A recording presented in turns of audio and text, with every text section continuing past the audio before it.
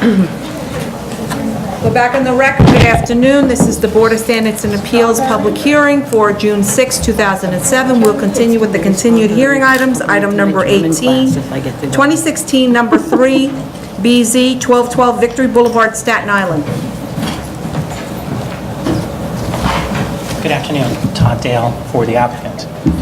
So from review session, we took notes and know that there are a few questions that were raised. First we would just note that the latest plan that we submitted with a reduction of 3 pumps to 2, adding a pasture lane was really done in response to issues raised both by the commissioners, the community board, and the borough president. And I think it just represents the continued willingness of this particular operator really to respond to concerns. And I believe we responded to most every concern that's been directed to us, starting with the community board meeting. To reiterate, I know there were comments made about the borough president letter. We have the letter from March 2016. We have submitted these new plans. I don't know if another response has been made from the borough president in response to the redesign. So we never received anything in writing. I just had a communication with respect to a different case, and as part of that discussion, they said they were still opposed and may submit comments. That's what their comment was to me. So they may submit on it still, was that? Yeah, I'm sure. Well, this is as of that date. It was Well, I mean, the other day. to be honest, I know that was one of the questions was raised during review session, and, if there were any tangible items brought back by the borough president, we would, Right. we'd like to read them, we'd like to know them so we can respond, because as I said, there's been a consistent, I think, effort to address and respond to concerns. But to point to certain things, I just want to reiterate the fact that the proposal as shown would not interfere with the plan widening of Victory Boulevard. Everything on the site plan is within outside of the mapped area of Victory Boulevard. And I think as we mentioned at the last hearing, even if you take out that square footage that would be taken for Victory Boulevard, which I believe is roughly 2,400 square feet, that this would still fit within the parameters of the special permit, which is 7,500 square feet on the low end and 15,000 square feet on the high end. So that area is not needed for satisfying the conditions of the special permit. Could you explain the truck turnaround plan? Sure, and to clarify I that, don't understand. just to, maybe it wasn't clear from the plan, and I apologize for that. That plan was provided to show the size of the truck, a fuel truck that would come to refill the tanks, and to show that that fuel truck could access the site. There is absolutely no expectation that on a regular basis trucks that size would come to the site. Victory Boulevard tractor trailers, if they're traveling down there, wouldn't stop at a local gas station in order to fill. Those trucks generally go to stops on the highway. But that plan showing the truck was just to show that during fill times, and if the board wanted prescribed conditions as far as when delivery could take place, we'd agree to that it could pull into the site, stay within the site, not interfere with the sidewalk, fuel the tanks, and then off it would go. But I don't see how those two circular lines show that. Yeah, what are those arcs about? The arcs are showing from the current Victory Boulevard. And again, one of the difficulties we have here, just to note, those curb cuts that are shown on Victory Boulevard are the current existing curb cuts on Victory Boulevard. Assuming the widening, which we don't have the plans for and don't know what it's going to be, if the widening was there, we could change the arc. But those arcs show the path of coming in the one curb cut, which is the furthest to the west, and then leaving the curb cut, which is furthest to the east, which is what it would use right now. It's the path the truck would come in. It would come in, it would occupy the space next to those 2 pumps, and then it could load those tanks.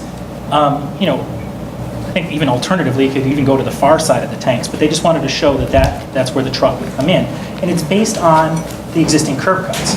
As noted, since we don't know what the sidewalk configuration is going to be, we couldn't draw those arcs for the truck based on the eventual plan. So that's what the architect. Well, but so the borough president makes reference to a bunch of improvements that are intended in a connection with this widening.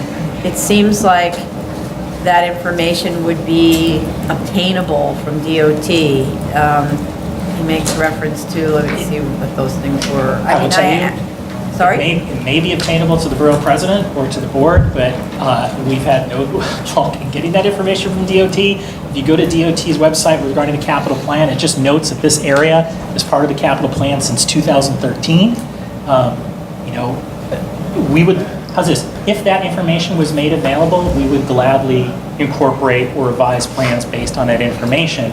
But Well, it wouldn't this is be the same a- situation, for another one of our cases, the Hook Creek case, where we were trying to get information from Department of Transportation about a supposed improvement of widening of the street, and we couldn't get the plans forever and ever and ever. So, It ended up being a DEP project and not a DOT project. So it's not so good. in any case, this plan was based on the current existing conditions of Victory Boulevard, where their sidewalk is and where the curb cuts are. Okay. If it's so widened, the borough president obviously is very concerned about this project. Sure. And so, and is opposed to it. So, trying to understand what the issues are, and he talked about a dedicated turning lane and so on.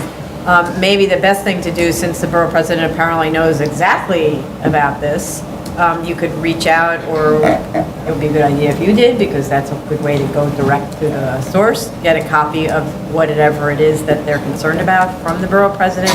Otherwise, then we need to find out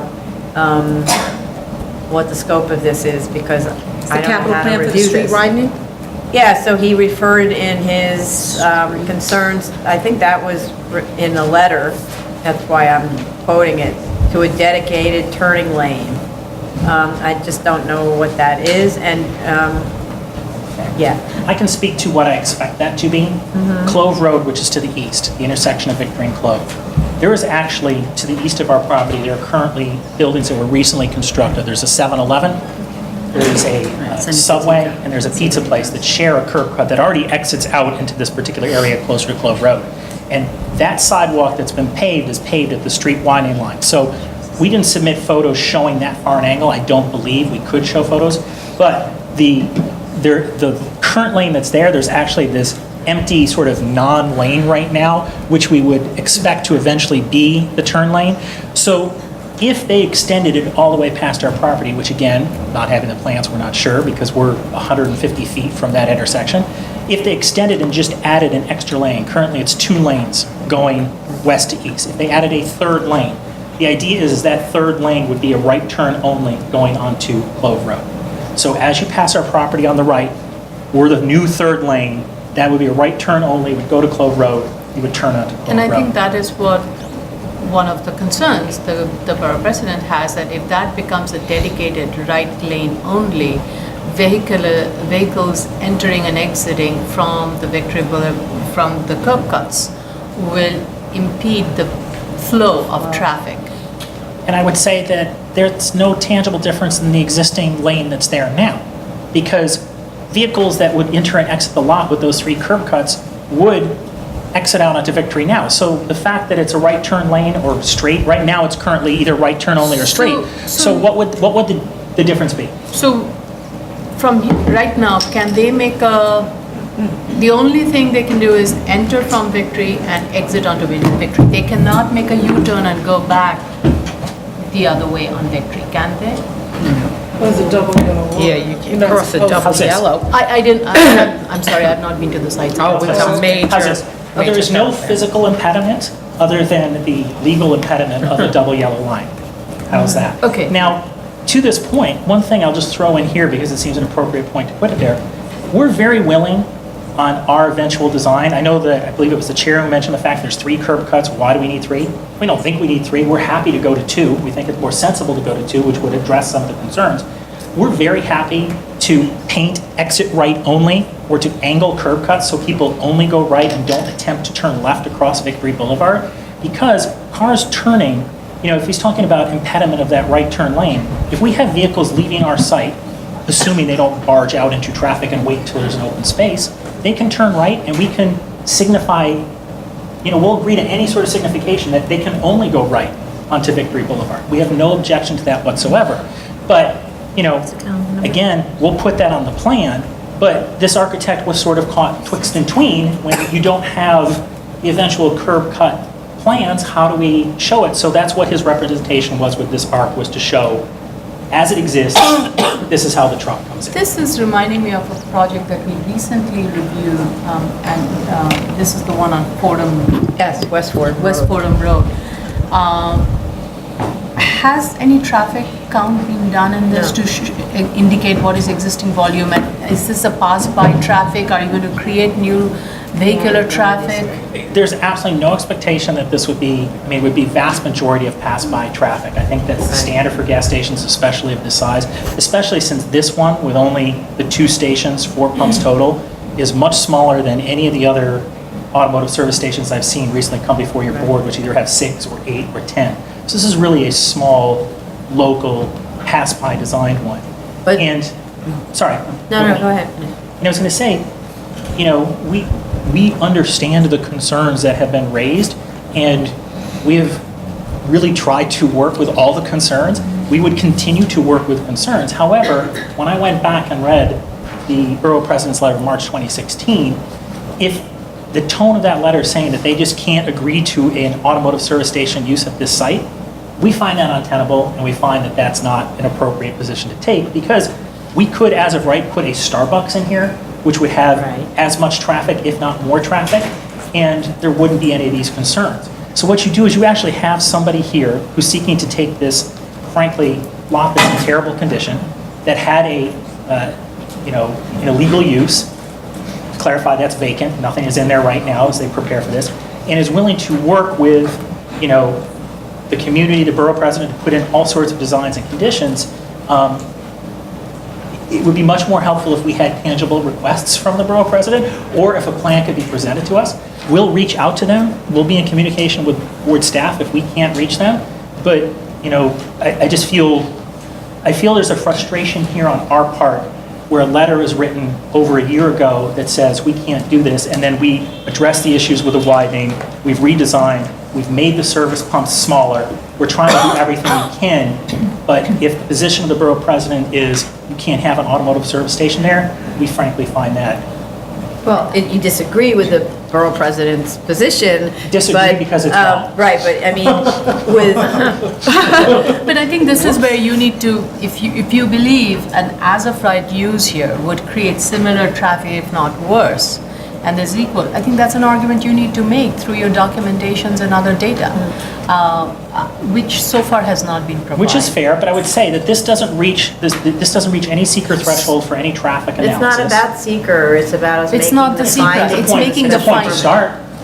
Well, I think secret is one aspect of Sure. it, but we have to meet certain findings, and if you want to convince us, and if you just stated it, so just give us the documents that help make that argument and help us convince that. Right, but, and by the way. And also, this is a question the borough president is going to ask, so you might as well have the answer ready But for it. I would also say, sorry, go ahead. Sorry, so I think rather than debating about whether you should do it, this is what we're asking you to do, which we talked about actually at the last hearing. We talked about you're across the street from 2 parks. I mean, sometimes you're only across the street from 1 park.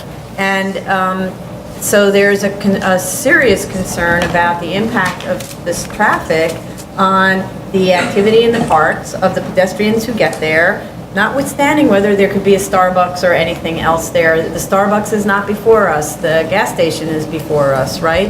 And so, with respect to the amount of cars that come in and out from into Seneca, which is, we talked about also, it's a residential neighborhood, so that's the part that I'm a little bit confused about also. It seems like it's encouraging traffic to come through the residential neighborhood to take the Seneca curb cut, because it's actually the only good way to approach the pumps, or to turn right off of Victory onto Seneca and then up to the pumps on the, I'm not even sure that that's Seneca a... two-way?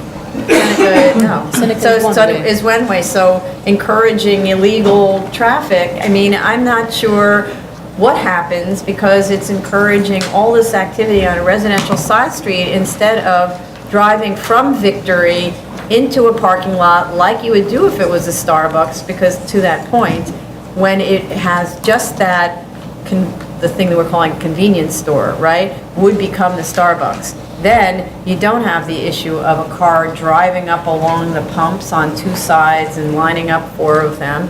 Instead, you have ample parking for the Starbucks. So then they can easily turn right from Victory, park, go get the coffee, and then get out on Victory, and you can close the Seneca. They don't necessarily have to have a drive-through, they need a permit for that. I had an issue with the diesel, and that Yes. also goes to the intensity of use on this site, and I thought you were going to address that, but by showing me a truck can fit, but you did not address it yet, and you did make a statement that you didn't expect this to attract those large 18-wheelers, so you need to at least put that information, who you're trying to attract, how often it's going to be accessed, because I still don't think, I think you have enough going on in this site and enough money-making opportunities that you don't need to add diesel, especially diesel that's going to attract such a narrow, as you say, population, since it's not going to be 18-wheelers, it's probably going to be the occasional box truck or the person who's driving the old Audi that's diesel. My first car was a diesel. So there you go. There's actually been an increase in diesel cars due to the fact that they get better gas mileage and they provide an alternative hybrid. But, we can note that. Because of the reduction in pumps, the operator would like to retain the one diesel pump for vehicles like a U-Haul van or the box truck. We can specifically address. But you have to and point show to these. that they would That's fine. fit. But We'll so- show the box trucks, Right.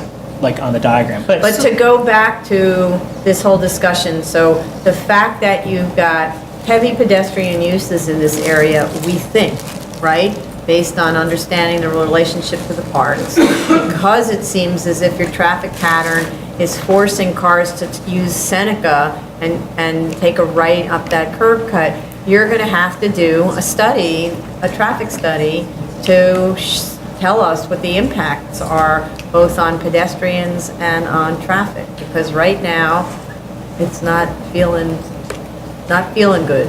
But the point is, this is much smaller than these other sites. There have been other sites in Victory Boulevard that weren't required to do pedestrian studies that were done in just the last few No, were years. they across the street from parks? Well, here's the point about the parks. There's no access directly to the park across either of our frontages, which we can baseball- submit and What perfect. do you mean, the Yeah. baseball diamond's right The there? baseball there, it's entirely fenced along Seneca. The entrance to the baseball diamond is over on Orchard, which is a block away. So it's completely fenced. So anyone leaving that baseball field would need to go over to Orchard, walk all the way back around, and then come back around the main crosswalk. You know And what, then over that's on the why you park. do a pedestrian study, Sure. because I don't know how people get to these parks. Maybe they're parking somewhere else and walking. Maybe these are local parks where they're gonna actually walk from Niagara, for example, and go up Seneca and then walk along Victory. That's what the pedestrian study is for. Conjecture without knowing, that doesn't help us. And the frustration with the pedestrian study, as we said, is that there's also, just to clarify, the park across the way, Clove Lakes Park, is fenced completely across our frontage. It's only open further down by Orchard again, so there is no direct access. So anybody attempting to access the park from either of our frontages would be Okay, making show illegal walk or us. something like that. That's Show fine, us. we We can don't provide know. those photos and do something, No, along no, those it's lines called to a show. study, not photos. The issue with the study is Right. that to expend the cost and time for this particular study for such a small site, So when there's been then- vague things that have presented by the borough president without any There- substantiation on that part, that we would prefer, and as I said, we've exhibited, I think, a very willingness to work with conditions and changing the lot as far as landscaping.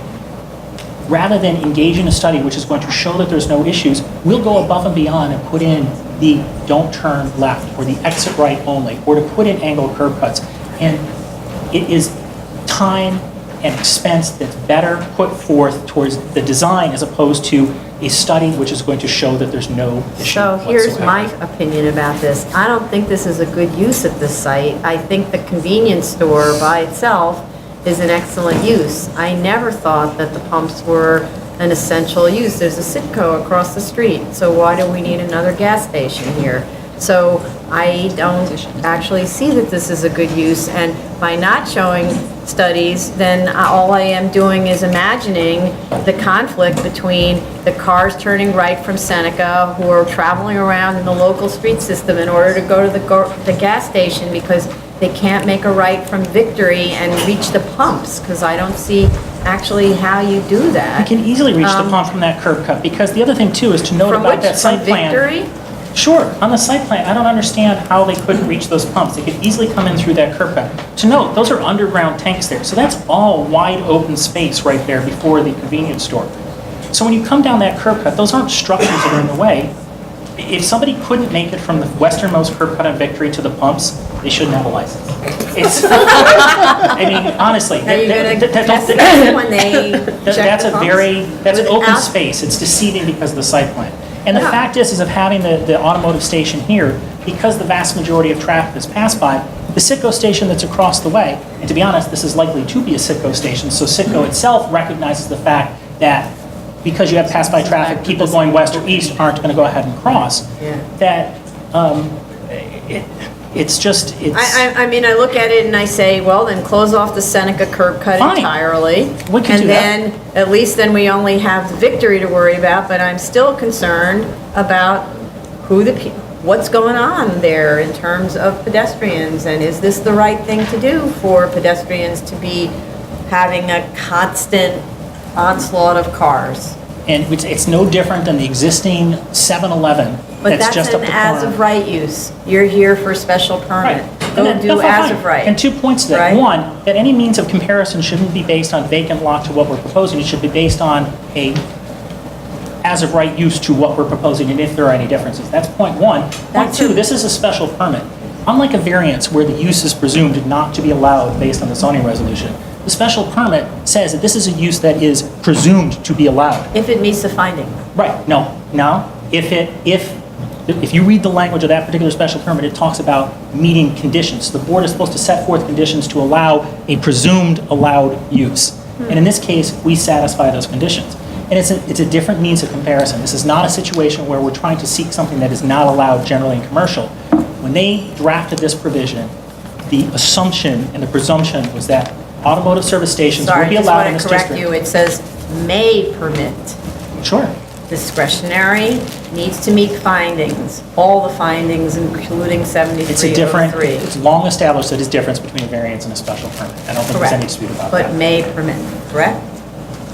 And in this instance, as we go back, when reiterating, again, the borough president may issue another letter, which we have not seen yet, to say that the presumption here is that this should not be a use, we would thoroughly disagree with. And the fact is, we're trying to meet conditions. As I said, we tried to work with the community board. We've reduced the size of this from the original 4 down to 3, down to 2. And the frustration here is that expending money on these costs and studies is just added expense for this particular small operator when the preference is to just provide Citgo is not a means. small operator. Yeah, it's not a small. Franchise though. You think Franchise. Citgo's paying for this? Okay, so here's the thing. What you're saying is, I'm not giving you any more stuff. Is that what I'm hearing? No, we'll more than happily provide information regarding the On? location of the parks, the fact that they're entirely fenced, that we can point to the other existing uses that are there, the fact that there's already an active curb cut there in where the borough president presents the fact that this right turn lane is going to be. We'll reach out to the borough president, see if they have a definitive plan that we can adjust and base our plans to.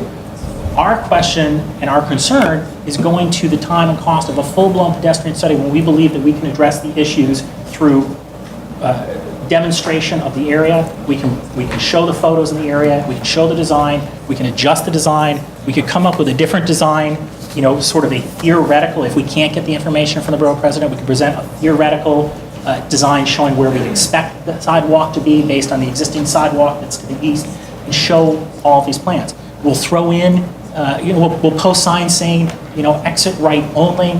We can show angled curb cuts. We can do all of these things. The goal here is to put forth the effort towards making this site workable to the maximum widening and not to spend extra time with a study that's Well, going you to come might back spend and then extra just... time, because if you do all of those things, you know how long it takes to get to the next hearing, right? And then if we still aren't satisfied with what your information provides, Sure. because it's not done, let's say, scientifically, then you might end up having to do the study anyway, and then that'll put you another whatever, and then, That is understood, right? and that's fair, and the point's been So then made. that's your business decision. And we will Maybe you present should that to make the a good operator plan. and let them make the decision on it. But as I said, I believe that what we've presented here has shown a willingness to work. We'll consider to reach out to the borough president, and perhaps we can come up with a design that works. Beyond that, though, I just want some other minor points that were there, just so we can get those clarified that were raised. I know there was a question regarding a light spread diagram. We'll provide it. I know there was a question about evergreen species. We'll note it. And to put more planting, extend the planting. More, excuse me, I didn't hear that. Oh, on Seneca. I believe Yeah. was brought up, and The question on community Seneca, board requested that. and that's fine, and how's this? There's two things on Seneca. There's currently, as you face the building from Seneca, so Victory Boulevard would be And to the there's a north, your little left. ramp. There's a ramp. We can provide planting to the front area of the ramp that would interfere with the ramp. There's also a small strip to it would be the southernmost side of the building. There's a small strip there adjacent to the residential driveway. Now, there was a comment about extending the fence there, but there was also a comment about putting planting there. To be honest, that strip is very small. We can explore trying to put both planting and the fence there, but it may be a situation because it's a lot line building, because of the door, I don't know. I don't know if we can fit both, and if there was a preference Wait a for the minute. board. So I see, okay, so the issue, there's some of it is street widening, but it's still on your property, right? Sure. And I see, what's an XOP? Is XOP? Existing OP. What's an OP? I'm sorry, which, It's an open- are you looking at a plan, or? Yeah, I'm looking Look at at- the side of the building.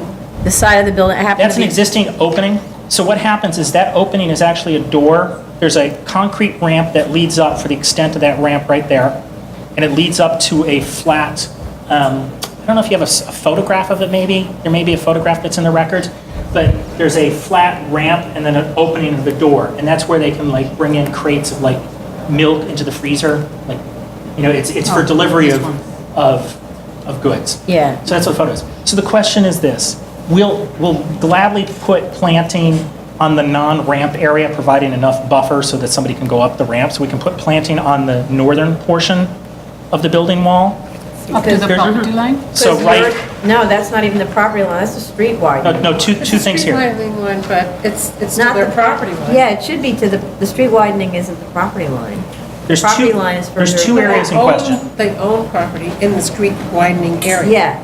So But I you think you can put plantings. You in the can. street. There's two questions. As you face the ramp, okay, to the left of the building, to the with your north, back to Seneca. with your back to Seneca, to the northwest corner of the building, we'll provide planting along the building up into the ramp, but giving enough area so you can actually use the ramp. So, but that's we're one saying- area. Next We're to the saying ramp. on the property that belongs to you but is forward of the widening line, do the planting. So So there's in no that- reason to stop it at all, except, I'm not sure exactly how this. So where the curb cut's being removed, put like a little landscaping strip in that area? Ooh, that would be nice. That would be nice too, but what we're saying is, no, we're talking about using your property line. When you talk property line, west or south? It's the west property line. West property which is line, it's on partially Seneca. Which is Seneca. partially in Seneca, in the map Seneca. So Yeah. you want to have, there's a sidewalk, there's an existing sidewalk there. So you would want to have planting On on your the property. east side of the sidewalk? No, it's on your property, next to the ramp.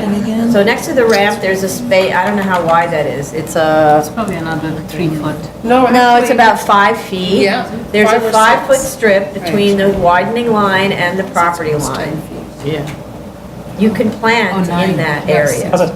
We're willing to plant anywhere in there. to It's not me- quite clear. So It would- here, It would soften the, for the adjacent residential building, if there was some landscaping Here. along the front there, it would look a lot more palatable. We'll plant wherever. so from this part here, this 5-foot area This area between right there. property line, yeah, but to plant as much as is practical. Sure, we can look at that right Across there. here, Sure, yeah. fine. Okay? No, But anyway, some street planting would have to be, street tree would have to be made along Seneca. That's showing in your plan. Well, you could put more street trees if you close off the curb cut. Right, I mean, I think the plan already shows 2 will be Yes. provided. The other thing is, if you bring the sidewalk back to the widening line along Victory, that part of that curb cut will be actually like intersecting the sidewalk. So I do think that Seneca curb cut will be a problem. in short, we're going to remove that curb cut and we'll explore the planting as best we can on that area.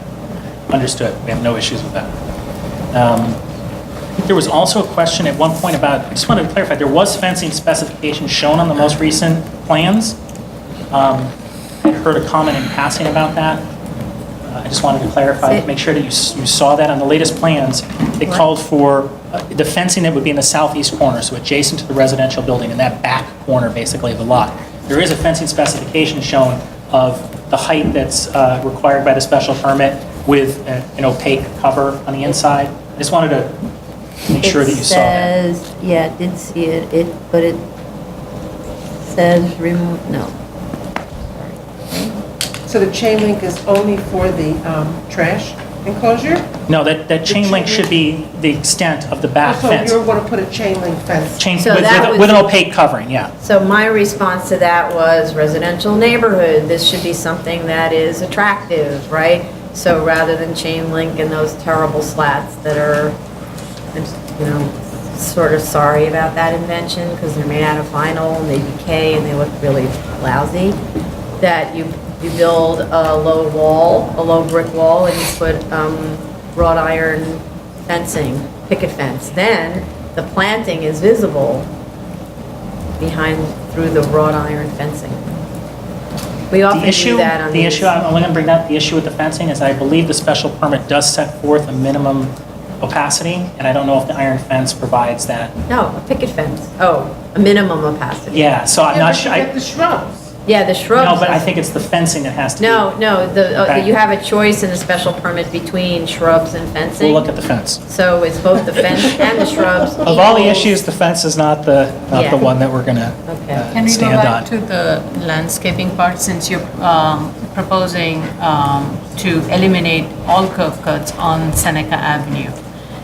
Sure, we I can think then- look at the feasibility of that, right? Right, then, since you're going to, you didn't say feasibility, I thought you said you were going to remove it. No, I was going to say, I mean, well, again, I'm going to present it to the property owner. Okay. I would say yes, because it's definitely in consideration for, that one's going to be reduced no matter what. We'll explore removing it all together in conjunction with everything else, yes. Then But- that gives more opportunity for planting along that Seneca Avenue property line. So factor that in as your recommendation moves along in complete elimination of the curb cuts. That's fine, we can look at the planting. We'll look at planting everything. Then there was also, I know a comment was made about the rear of the building. I Oh, mean, just before you, if you're eliminating Seneca curb cut, then your maneuverability and your, what's that, like reserve area for the cars lining up also would need to change because I don't see how you get that. That's why I wanted to talk, I'm going to Yeah. leave it to the architect to review the possibility of doing that in conjunction with the other requirements that we have. So it goes hand in hand, so I can't fully commit to saying that that's going to Okay. happen here with everything else, Not but. to mention the thing that he calls the pass-through lane. Obviously, that changed. Now, the rear of the building, there was a comment, it is proposed to repaint that once the building is altered, but it is lot line, so other than, how's this, we'll paint it and we'll agree to a condition with a resolution that we're required to maintain it, but I don't What's know the what we can material? do for coverage Cinder block. other than, It's cinder block, Looks so it like should it. it should be stuccoed. It should be presentable. Right, I'll look. Cinder block isn't. we'll look at There's that. also bulk wires hanging down from the roof. There's work that needs to be done on the building, and just to note also, they are proposing to put the acoustic screen in with the HVAC equipment on the top, and that was noted on the plans. So again, in response to all these questions, we have tried to be responsive. And we noted the comments regarding the study, and we've been presented the options, and we'll review and submit next time to address it one way or another. Looks like, from Google Earth anyway, there's a fence maybe by the residential neighbor up against the back of the building. Could that be? I think that's their fence. I think that's the neighbor's Yeah, fence. they have a fence in their driveway. The neighbor has a fence. Yeah. Right. Yeah. I don't know. There's no Kind of intent what to it looks like. alienate this neighbor, so we want to work with them with what we can with the fact that the building's lot line. Oh. What is that then? All right. Okay, what else? And anything we left out, anybody? Okay. For me, the biggest issue is proximity to the playgrounds. It's a very big concern of mine because a lot of people go to playgrounds, don't drive, they walk. Noted. So, okay. Are there any speakers on this? Okay. I just want to put a question. Will there be any bike lane proposed here? I don't know anything about the capital plan. I'm going to say this, we're going to reach out to the borough president to see if they can provide the plan to us so we can work with it. The only request we would make is if we run into difficulties, we'll contact the board and ask for your assistance in getting that because. I already as called said, him, so, yeah, done. We want to work with it, not against it, and evidenced by all of the changes that we've made. Yep. Duly noted. All right. You need time, right? What is that? No, what is it? A number of these things could be quick, and even if we had to engage in a study, I don't think it would take very long for the particular study that's suggested. I think we could submit, again, we can be flexible, but I think we could submit 4 to 5 weeks. 4 to 5 weeks. So that's kind of the end of, and then towards the end of July. So that would put us in like August 15th hearing? Does that sound doable? If you don't mind, August 8th, just because I have other things on August 8th. Yeah, there's room for this. There is? Okay. August 8th. 7/19. The 19th submission. July 19th. Noted. Okay, thank you. Okay, thank you. Item number 19, 2016 4136BZ, 4137BZ, 1959, 1961, 1955, 1957, 49th Street, Queens. Okay. Fan Baton from Sheldon Lobel, PC for the applicant. I also have Aviva Laurenti from Sam Schwartz here to discuss some of the questions that were raised at the executive review session regarding the parking regulation map, et cetera. First, before she comes up, I'd like to quickly discuss the stacker plan. I spoke to the architect, and we could submit more detailed support for the next submission. I think just because there are 19 parking spaces on site, that doesn't necessarily mean we could cram in every spot to have a stacker, because if you look at the proposed plan that the architect had submitted, alternative A, there's only 7 feet in between. There's no way that a car could, for the ones that are on the wall, like a car could turn. And so the architect will have a larger submission at the next, for the continued hearing with more information on that. And I think we also have to take into account the use that we're limited on this property because of the as-built FAR. We are limited to the community facility use. And other than the house of worship, we have this medical facility, which we are at the board for. Well, you're not limited. You could have some be, say, office use or something else. No, right? we're only for community facility. Because this was built as a 2.31 FAR. Yeah, but so you use up some floor area in commercial, that's right. and then in a commercial that doesn't have as much parking, and then you do the balance for your community facility.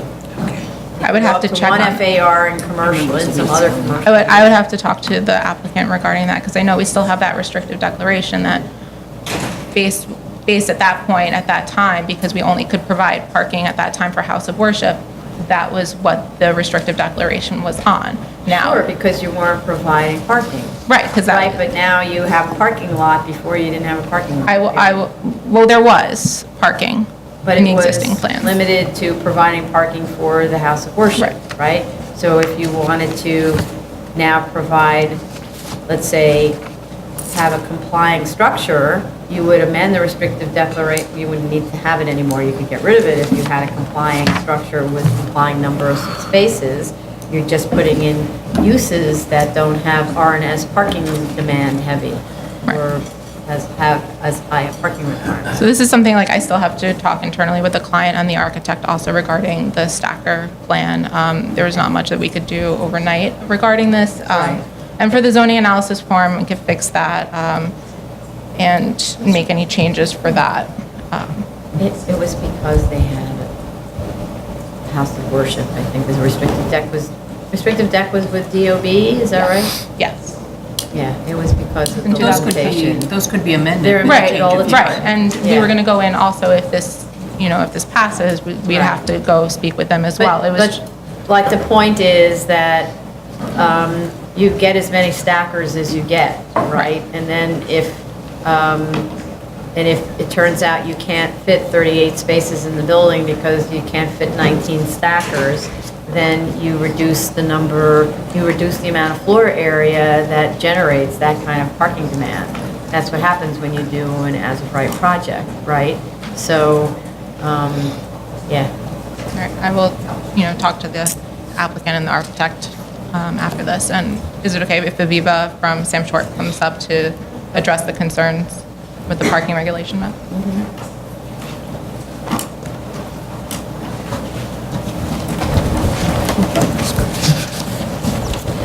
Hi, good afternoon. My name is Aviva Laurenti. I work at Sam Schwartz Engineering, and we conducted the parking survey for this study.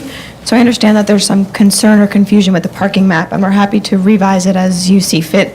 It's not exactly clear what you're looking for. I know that with over 20 regulations, any map color-coded is going to be complicated to read, so we can put it in table format if that's easier. No, it's not that. So the first part of it is, we read a PDF that's a PDF of a PDF. So the color shift is probably significant. So we think we're looking at the purple line, but actually maybe it was a red line. So actually we don't even know what it is anymore. So that part of it is it's so color dependent that we're not sure that we're looking at the right thing. But just, maybe one of you has one out that's specific, but it's very obvious that we would look at one, and let's say it was the hours between 11 and 12, right? And during 11 and 12, the off-street, the no parking regulations say there's no parking for, say, the purple stuff, right? So, but you're looking at the study between 11 and 12, and we see the purple lines, and it's showing availability there, but there shouldn't be any availability. It should say 0, 0. So then all of us are confused. How are we misreading this map, or is the map incorrect because it's indicating availability when there can't be? It's during that time period when there's no parking. Well, So- the no parkings are, what I mean mostly is no- related to alternate side, which is specific times of day on specific days of the week. Correct. So we can go into more detail, but even if you were to assume that half the available spaces at the minimum availability were taken up because of alternate side, the project would still be able to be accommodated with the available on-street parking. On-street. So, and then if you also look at seeker, first you look at the quarter mile, and if there isn't sufficient parking in the quarter mile, then you can go in the half mile. So even if we were to provide, hundreds of different maps with exceedingly great detail, I still strongly believe that the project could be accommodated on street.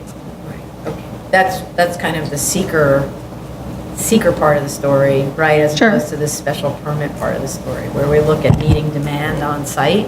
And you did, I have to say, your study was really excellent because it really went to really honing in on the specifics of this extremely local area and to understand better what the utilization rates and so on. So to reveal what the shortfall would be on site was extremely helpful. But what it reveals is there's a huge demand in this building that far exceeds the zoning requirements. So, so then that's where we look at it from the special permit point of view, which is special permit findings as opposed to seeker findings, which is a different threshold. Sure. So, okay.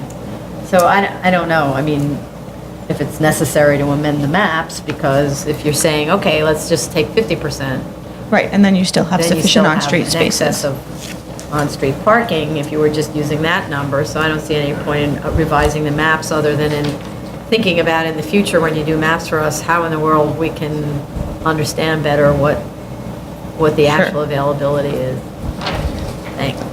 I had a question about the parking demand study. Okay. I noticed that for your modal split for the vehicle occupancy, you used the census reverse journey to work data. And not that I'm familiar with doing these, but if I'm going to the doctor, it's not necessarily the same as if I'm going to work. Right. Sure. So the vehicle occupancy, I thought was very low. And did you decide to use that, or was that done in the East Elmhurst Well, study? once analyses for medical office used to separate visitors and staff versus doctors. And when you looked at them separately, you would look at staff and doctors using reverse data work, and you would look at patients and with a different modal source. But now everything is combined. So the reverse data work data is used for the analyses now, and yes, the vehicle occupancy is extremely low because most people don't carpool to work, especially people who work in this neighborhood, but that only means that our analysis is even more conservative. Right, well, I mean, I just feel that might be working against you. Sure, but even in the most conservative case, we still are able to provide Yeah, but we sufficient don't look at parking. it that way. We look at that you should meet your parking demand on site. Otherwise, you're putting the burden out in the community.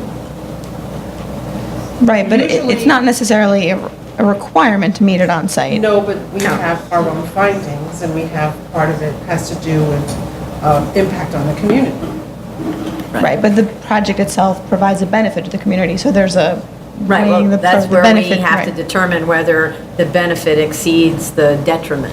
But And here, that's our, the demand is so far outstrips the supply Correct.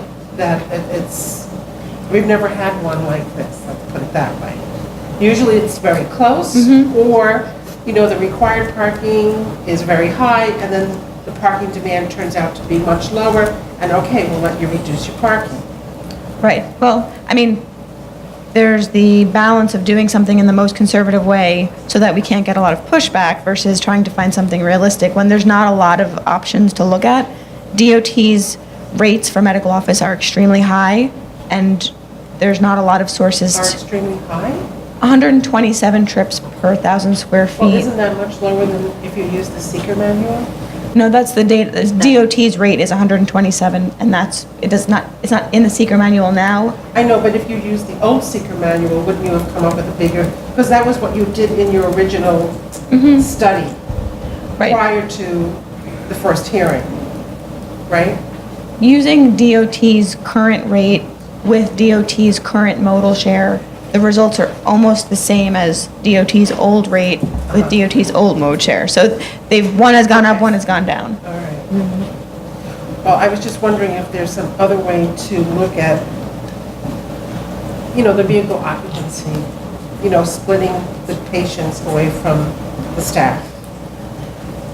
I mean, we can look to see if there's other studies that have been done, but usually the latest studies that have been done using this use have used this very similar sources, and so a lot of it's the same. and this is an area also with very high auto Well, ownership. that's still reflected in the modal split. Yeah. It's just like the vehicle occupancy, which is generally like 1.6 or something, is here like 1.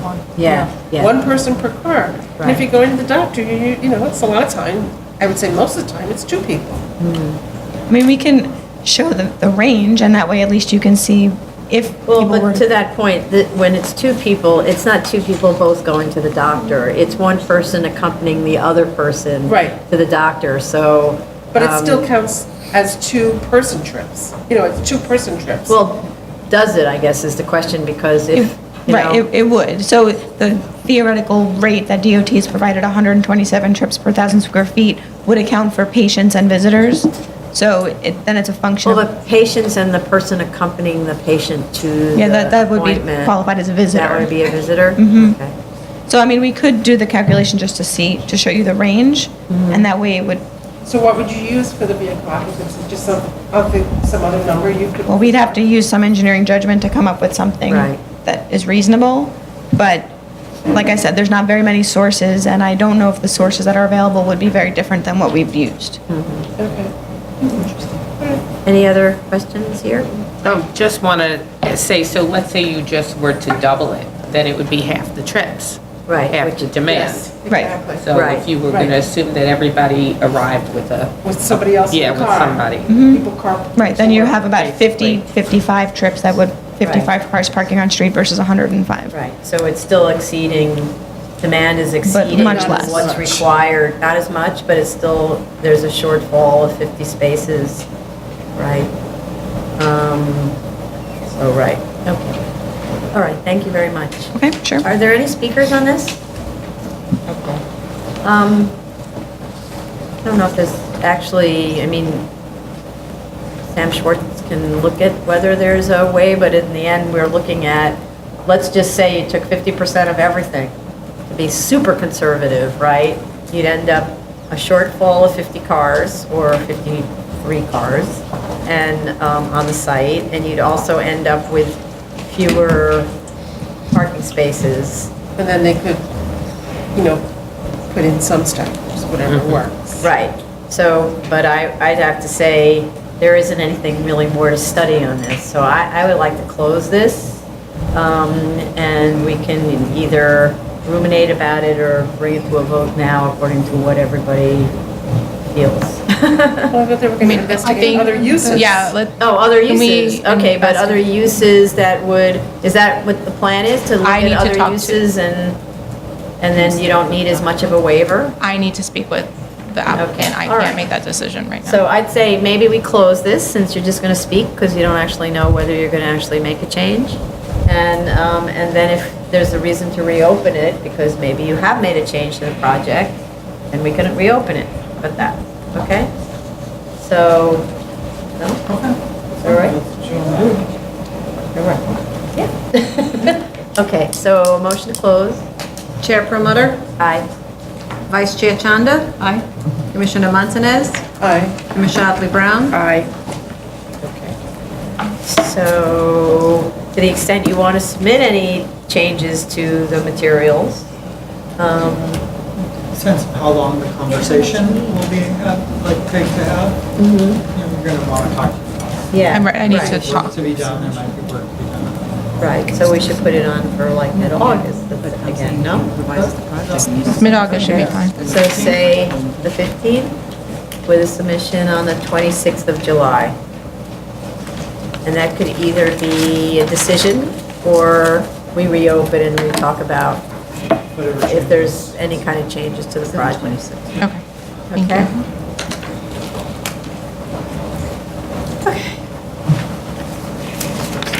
Item number 20, 2016-4208BZ, 142 West 19th Street, Manhattan. Richard Lobel of Sheldon Lobel PC for the applicant. Good afternoon, Chair and Commissioners. I'm joined by Amanda Ionati of my office, as well as the applicant and the remainder of the development team, including Barbara Cohen, to discuss financial matters, and our structural and geotechnical engineers. We hope to answer all the board's outstanding questions at this hearing. We note at the outset that at the last hearing, the board had issues with the height of the building, considering that was the primary waiver that was being requested, and the board requested that the height come down. We complied with that request. As of the response to that request, we received a letter in support from Councilmember Corey Johnson, indicating that at 8 stories, he was able to support the project. We also noted that in his letter, this caused us to come into compliance with the community board's recommendation at 8 stories. So from a character standpoint, we feel very strongly that the revisions made by the applicant attempted to satisfy community concerns, but also directly the concerns of the board.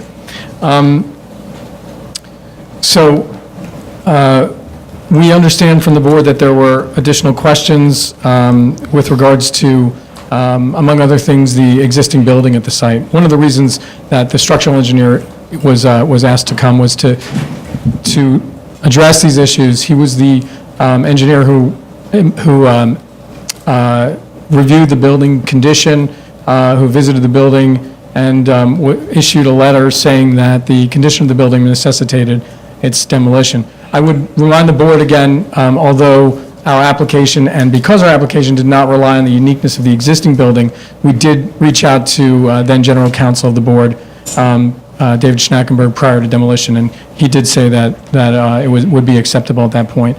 I think the primary discussion that we had regarding the existing building was just that, as we know, the board is unable to grant a variance in the event that there would be a solution that would be able to be utilized, to utilize the existing building and try to somehow modify that and reduce the levels of waivers that were required. But here, it was clear, and we again can provide testimony on the record, that there was nothing we could do to save the existing building. There were severe structural flaws which really necessitated that it come down.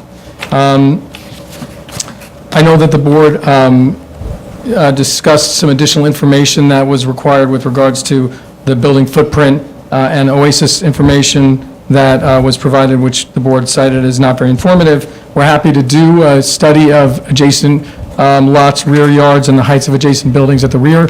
We're happy to provide this information in the form of a more detailed study. We do note that we've been before the board with this case for some time. We're happy to move forward as aggressively as possible. To the extent that we're able to, as the chair suggested, further increase the rear yard and reduce the rear yard non-compliance, we talked about that internally, and to the extent that that floor plate makes better sense to the board, we're happy to make the reduction as was discussed in the executive session. We do, and Barbara Cohn can discuss this, we do feel that the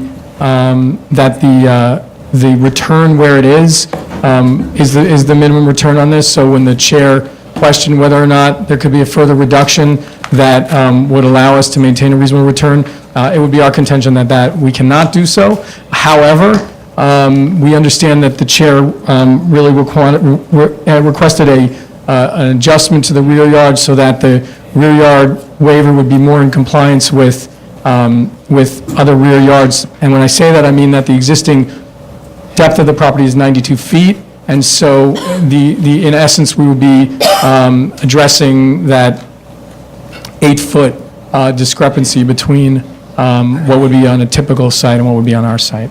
So The financials, the floor plates were not correctly indicated. right, and I think we can address that. I know that It's a significant error. absolutely. I actually don't think it's an error. I think that there was an adjustment made to the core, which affected the usable square footage, the sellable square footage. But even the gross square footage on the revised proposed plans are incorrect. Okay. Maybe we can look at that and also have the project architect address that. So Chair, I'm not sure about as far as the phasing of the application, what you'd most like addressed at this point. As you know. Okay. Whatever feels right for your Okay. presentation. If it's okay, I would have Ms. Cohn come up and address some of the financial issues.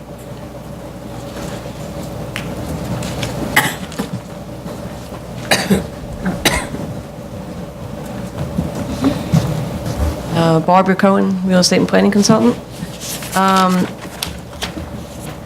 What I'd like to actually just bring your attention to has to do with the scenario called without hardship.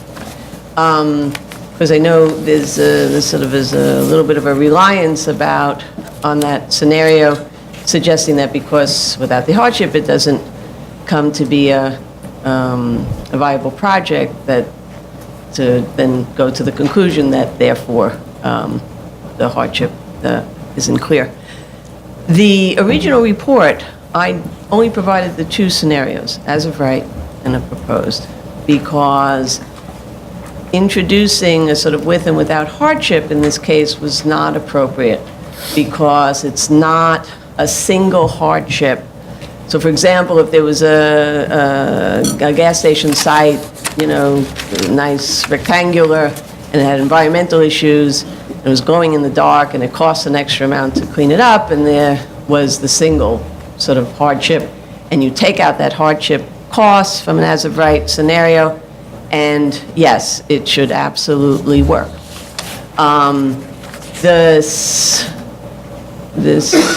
request came at the notice of comments to have that scenario presented, and so I did.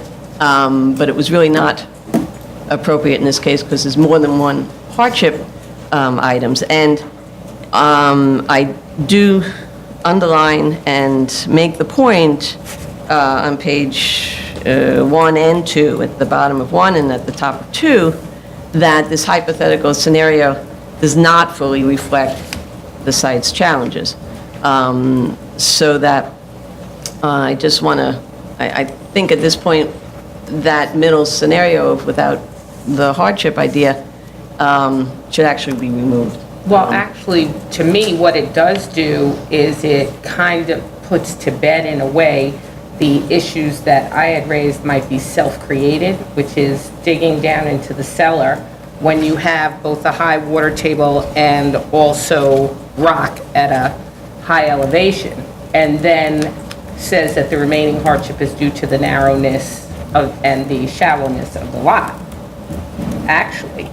And I'm saying that that factor, the site size, the narrowness, the shape, all the things that feed into design constraints that then result in certain layouts and size of apartments and all of that comes with the resulting product, is something that has so many interdependent pieces that to actually be able to put a value on and then add it to the delta shown by the McQuilkin comparison, that piece is not in there. And I'm saying that because there's the difficulty of putting an actual value on that, that's not in the scenario without a hardship, because that is part of the hardship. And so... But it is, in a way. No, It's but when there I- because it remains. So that's why your scenario without a hardship is still not making it. Because it's not complete, it's incomplete. Right, but it's okay. That's what I'm trying to say, is that what, personally, I don't know about other people, but what I wanted to see was that you deciding to dig down and create a cellar when you have a high water table and also rock at a high level isn't what was leading to your hardship. And that your hardship was the fact that you have a shallow, narrow lot.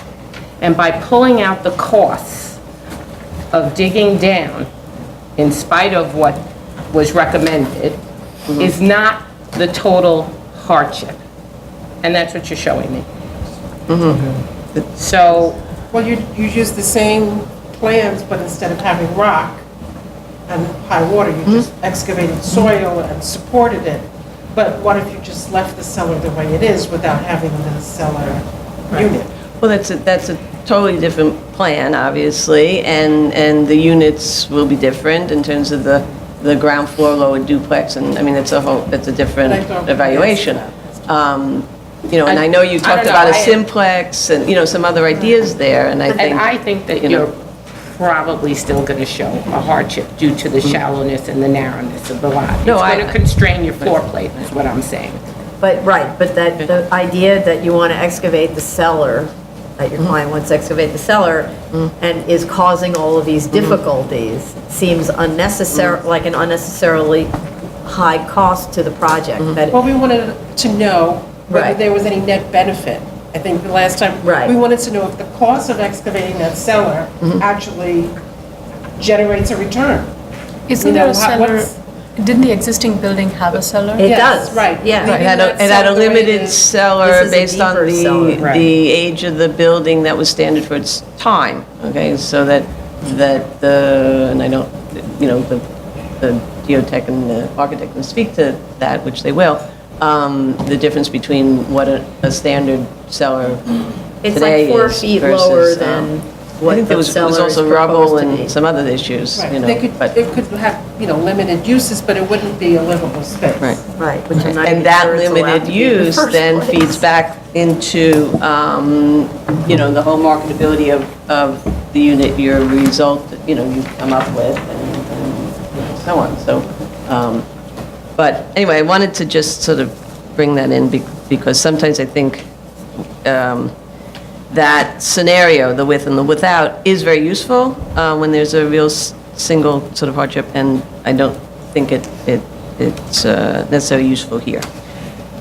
I know you were very happy with comps and so on and so forth. You did have a question about the stacking plan and why the ground floor of both scenarios, which are the same unit, come out with different square footages in terms of the price per square different foot. price per square foot. 'Cause Right. It's a slight difference because you're longer in the proposed. Well,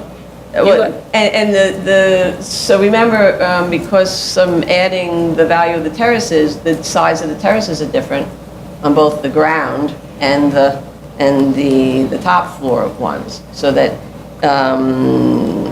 in the as of right, you know, it's 600 square feet on the ground terrace, and it's 418 on the the new proposed. So when I'm doing the math, it's gonna, come out, and I do sort of explain the math on page 33, but I'm happy to, Right, no, you Follow did up. a good job in explaining the math and Okay. how in which you added into it. And then I just looked at the stacking plan and I looked at the price per square foot. Right. And I just saw the difference in that the proposed had a lower price per square foot. And the reason why is because your outdoor space is more, is basically what you're There's- saying. yeah, there's a difference So in the this- add-on right. is the larger, no, and the proposed is the smaller amount there's a of small 418, and the add-on. other one's 600. But in doing the math and using the 3-bedroom unit and discounting because it's the lower level and the bedrooms in the front of the street and all that, and then adding the half of the value of the terrace and going through the math, you end up with that calculated price per square foot. So the question is, the price of the indoor space Yeah. for that ground floor unit Right, is the same in both scenarios? Yes, it's based on the adjusted, from the tables, the adjusted, average adjusted per square foot for the 3-bedroom units, and then discounted because this is now a ground floor, lower level with its problems in terms of the location of the bedroom facing the street. So that was discounted. But yes, the Then the base add-on is the for same. the outdoor And then space, the add-on. and then you're just taking the total and dividing it by By the the- interior the thing, space, that's and correct. that's why you ended up at, perfect, thank you. Okay. Anything, trending, I think that was it. I think it was good. That was it, yeah. Except for the errors in the floor area. That's not my. Because She'll make the But I- corrections after whatever someone tells her what's the right number. I will make right. good. So can I just ask further? When you do look at the newest report, you have added about 100 square feet. Yeah, whatever, I mean, And according to Commissioner Montanez, the gross square footage is closer to 300. Well, I'm Right. just looking here, But you've added 100 to your net rentable So- square feet. so- And I believe that Mr. Lobel said you did adjust the core. So the question is, why did you adjust the core? And then, there's still errors in the architect's gross square footage, even before you take deductions into account. The gross square so yeah, footage so, for the proposed plans is not correct. again, is that, there are 3 types, right? There's the gross floor plate, there's the, take out Here's the an common as-applied area, and you get the 1509. sellable, and then there's zoning square Here's foot that has. 1545, yet they've added 240 square feet to the floor plate. That's not even 100 square feet. Well, if they get adjusted, I will adjust. That's like 35 square feet. It's an error. no, I know, but he's got to address all of those different issues, because in addition to the error, they increased the core, which is why the net rentable also went down. It's a combination. I'd like to have the project architect address the square footage numbers. No, that's correct, there is an error. Wait, And state your name for the record. Martin Capel, Think Architects. The calculation was based on a net number, not a gross number, unfortunately.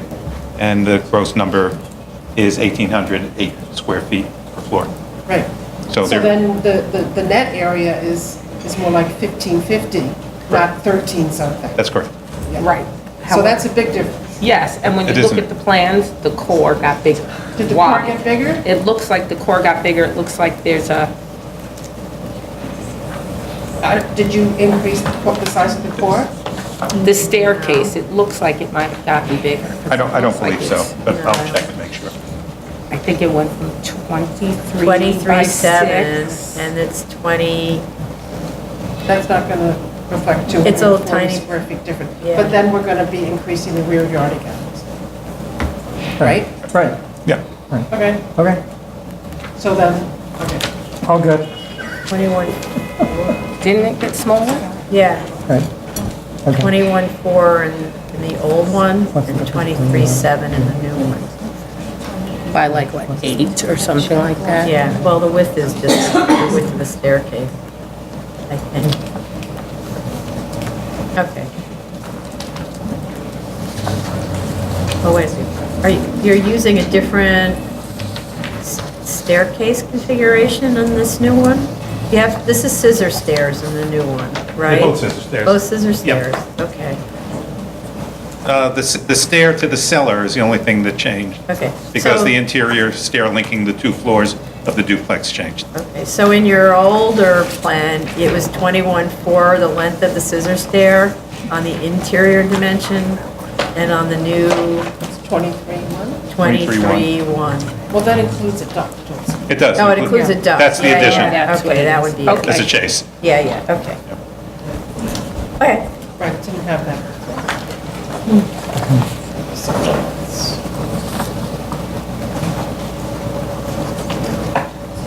okay, Okay.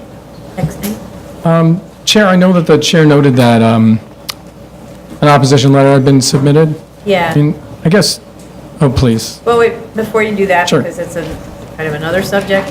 So, in terms of the drawings of the proposed, the drawings actually, I mean, I know there's going to be some revisions and things like that done, but the drawings on the cellar level aren't complete. So like, there's no way to get at it. No, the issue is that, unfortunately, acknowledge that, for some reason, the layer with the stairs was not turned on, so none of the treads of the egress stairs are shown. Okay. But there are 2 means of egress from the cellar. The stairs are the means of removing trash from the compactor room. The elevator, in your comments, does not go to the cellar.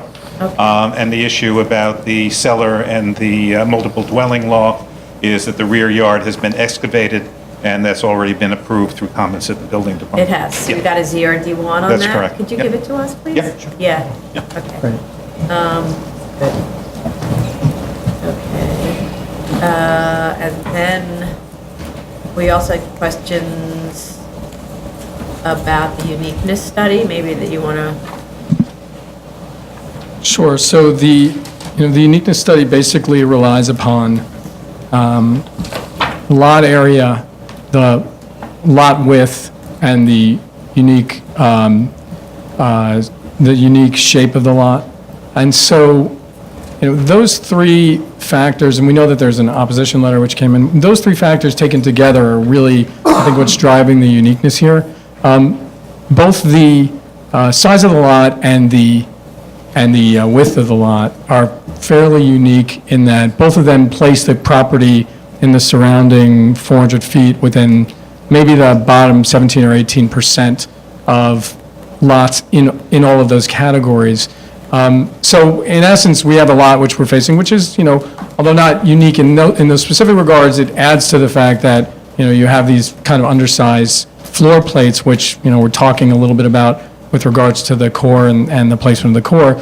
But I think importantly, one of the factors which we add to that, which really drives up the uniqueness, is the lot lines and the fact that the lot not only does narrow, but narrows fairly significantly. There's a 17% reduction in the narrowness of the lot from front to rear.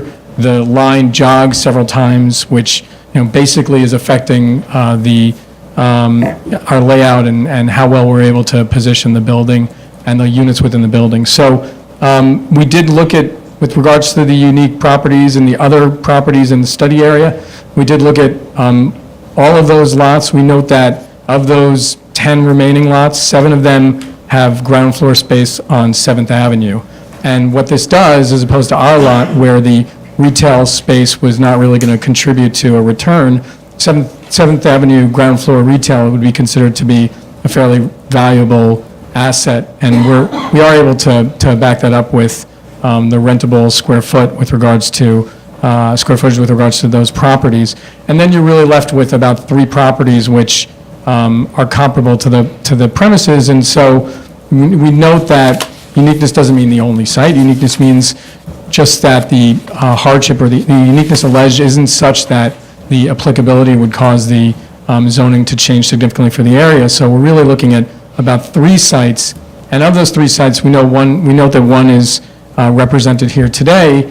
That site it's a different site. It's a site where building took place far earlier with regards to the ground floor construction. They would not be able to build that building currently under current zoning regulations, primarily given the fact that the floor plates extend within the required rear yard. So, they themselves, wait, what, We're talking about 138 West Correct, 19th? correct. Why couldn't that be They have a non-compliant rear yard. So the, with the existing structure? Correct. Because they built on top of an existing structure? correct. Right? But the additions are complying. The additions are complying, but, Right. but as far as taking advantage of non-compliances and the ability, whether or not if they were building this building new, would they be able to build this building, their building, without waivers? They would not. They would need to seek waivers from the board in order to build the first 2 floors, which have a deficient rear yard. And we can provide the board with floor plans, which which we have for that building, which can demonstrate that this is not a building which does not have its own non-compliances. Okay, so you're saying that they're non-compliance, which is at the Ground floor and second floor at a minimum. ground, yeah. But I mean, in you're- addition to having a 100-foot deep lot, which exceeds the depth of our lot by 8 feet. Okay, so it's a deeper lot by 8 Yes, feet? correct. Okay. But other than that, it's mostly that they built on top of an existing building, and that's where we go back to you having an existing building where you could have, if it had non-compliances, did it? You don't know. I'm not We don't certain of know that. anything really about that. Well, I know that it was in terrible condition. Right, but I mean, when you try to take advantage of non-compliances, you do obvious things. You try to retain enough of the structure so that it's not a non-compliant, you can add to your non-compliant structure. Of course. And not consider it a demo. Right, which would have been a feasible plan here had the condition of the building not been in such a deteriorated state. I mean, and understanding that we submitted that on the record, we can provide testimony from the geotechnical engineer and from the structural engineer who had actual knowledge of the site through their inspection. I would basically ask, though, that we hold our commentary till the end in case there's any other issues that Yeah, would need to be sure. addressed. No, now I'm looking at the survey of the existing structure. So it was that's not right.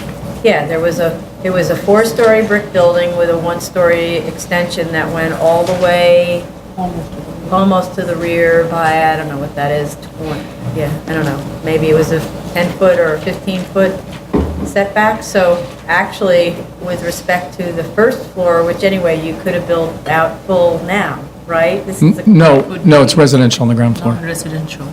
No, if you chose to use it for commercial purposes. Correct. Right, you could build it out full. Correct. Right, so that's more like an option.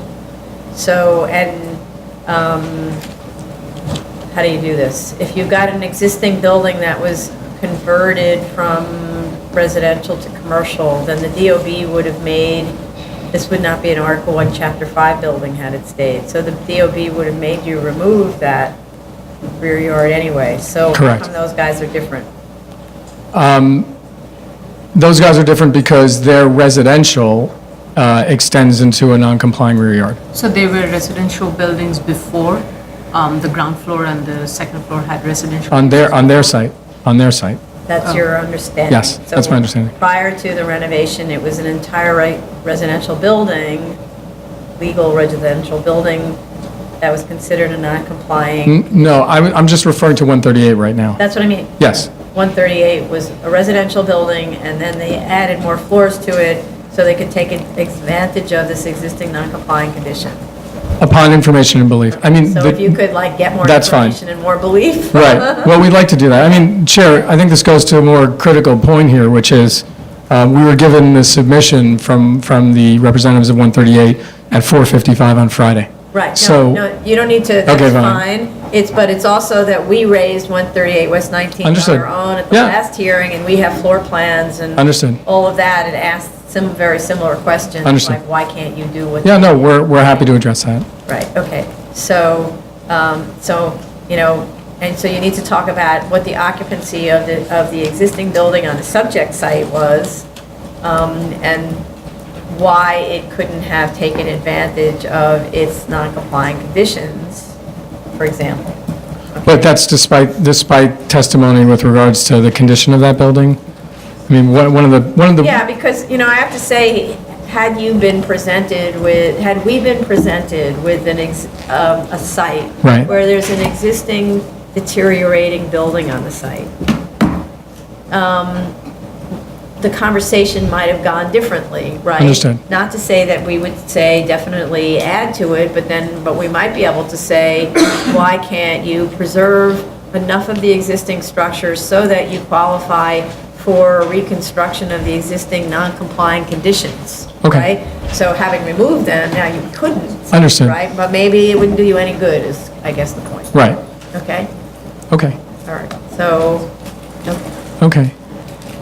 So to the extent that we would pause in our presentation and allow the opposition to speak, I just note on the record one serious concern, which is that the letter was received from David F. Hutcher and Citron, from Hillary Atzrodt in that office, and just so the chair knows, we've reached out to Ethics Council. Ms. Atzrodt was formerly an associate at our office, and Ethics Council has indicated that her representation on this matter, given the fact that she was an associate at our firm during the time of representation of this applicant, may run into conflict with Rules 1.9 and 1.10 of the New York Rules of Professional Conduct, including those relating to duties to former clients and imputation of conflicts of interest. Okay, this is not our department. Understood. I hope both of you work this Right. out. We just needed to put that on the record. Okay. Thank you. One less thing in our department. One of the, before we go to opposition, one more question for the architect? Yes. Yeah. The bulkhead, the private stair bulkhead on this is very, very large. There seems to be like another area for hanging out or something. A landing. Yeah. Large Well, landing. larger than a landing with a cocktail. Right. So, A cocktail landing. yeah, exactly. So,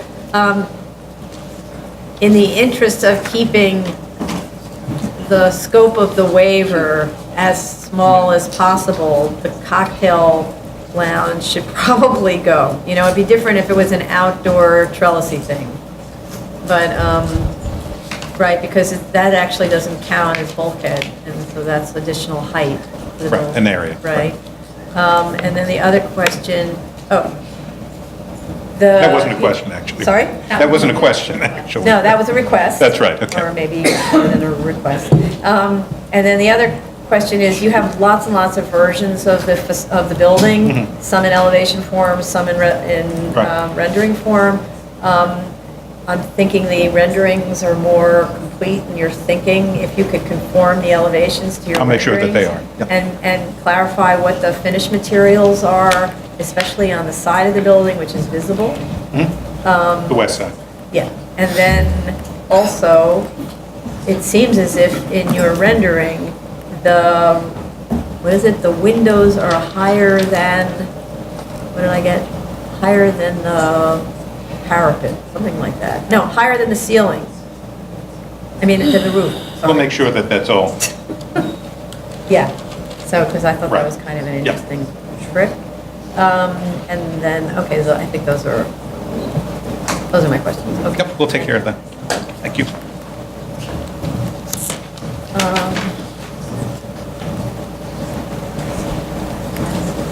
Okay, so I guess we want to hear from the public. Anybody to speak on this? There's a neighbor who has opposition counsel, maybe? No?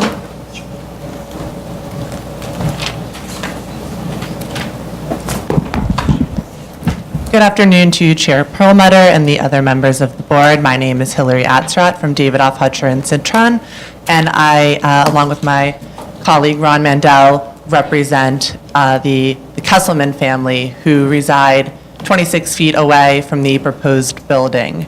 I'd first like to state on the record that I understand Mr. Lobel's concerns regarding the ethics consideration, and we're happy to look into that, but I'd like to state on the record that during my time, I was not involved in this matter and don't have any knowledge of this matter that would create a conflict. We attended the review session yesterday and would like to thank the board for the time and consideration. We did note that several of the concerns that we addressed in our papers were brought up in the testimony amongst the board yesterday. As a preliminary housekeeping matter, we would like to bring up an issue with Councilmember Johnson's letter as well as the community board recommendation recommending approval of an 8-story building, it's unclear from that letter and from the community board report if either has seen this new proposal with the additional waivers. The letter actually, from Councilmember Johnson, actually speaks to the fact that the building would comply in regard to all other bulk regulations, but for the height. So we would like additional clarity regarding that matter. Additionally, for the as-of-right without hardship building scenario, we'd like additional clarity on that. There's a negative 4.5 return stated in the statement of facts. Then there's a negative 1.5% return in the financial analysis for that scenario. And frankly, there really are no other unique conditions but for the hardships that are self-created. And we'd like to turn the board's attention to the analysis that we did regarding a potential alternative that would exist at the site, which is that if the building was built with straight floor plates inside the building, that you take out that side condition that's making the alleged hardship inside the building with the floor plates, you would still have a greater lot width and a greater lot area than is available at 138 West 19th Street. Which is how wide? Which was, I'm sorry? How wide is 138? 138 West 19th Street is 19.33 feet. And even at the rear of 142, there is a depth of 21.62 feet. So there would be then a regular lot shape with regular floor plates, a larger lot area, and a larger lot width. So we do believe that that is something that needs additional clarity and should be further analyzed as a potential alternative. Additionally, we would like to request that in the board's process for any continued hearings, our client is interested in bringing on a financial consultant of their own to review some of this data. We know that usually opposition counsel is given 2 weeks to review, but as they do want to bring in this financial consultant, that they'd be given 4 weeks to be able to fully review and analyze this additional information that may be Well, provided. it's actually 2 weeks after the submission by the applicant. That's usually how it works, right? So the applicant submits whatever materials. Yes. And they've already submitted their financials, so your client's financial analyst can get started right now, right? So they can review and be up to speed with the current set of financials, and then when the applicant submits whatever modifications to the financials, then the consultant would only need to review, your client's consultant would only need to review a few pages, right? So 4 weeks is not given for a reason, because we're trying not to extend this indefinitely, right? So I think the setup is such that everybody can get up to speed at the same time. Understood. Thank you for your time. Sure. Thank you. Are there any other speakers on this?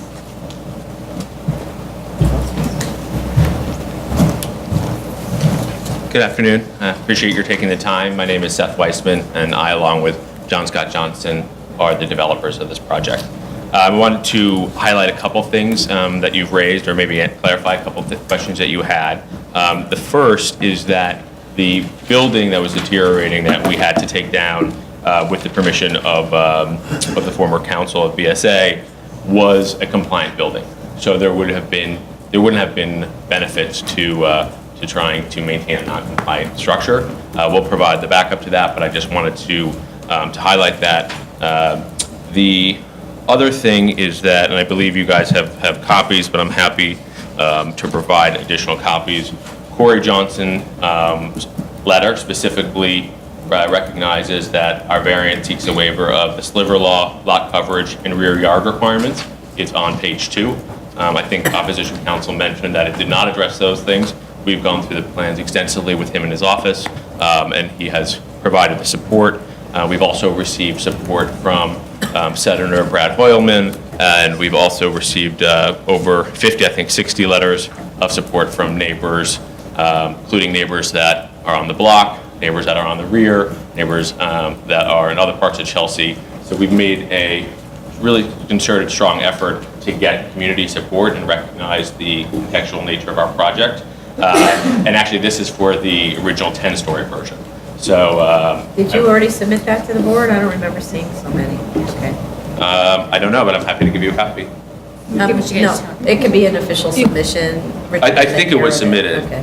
Yeah, yeah. Oh, if it was submitted, it was submitted. Yeah, I used to be on the community board, so I made a point of trying to do a lot of reaching out.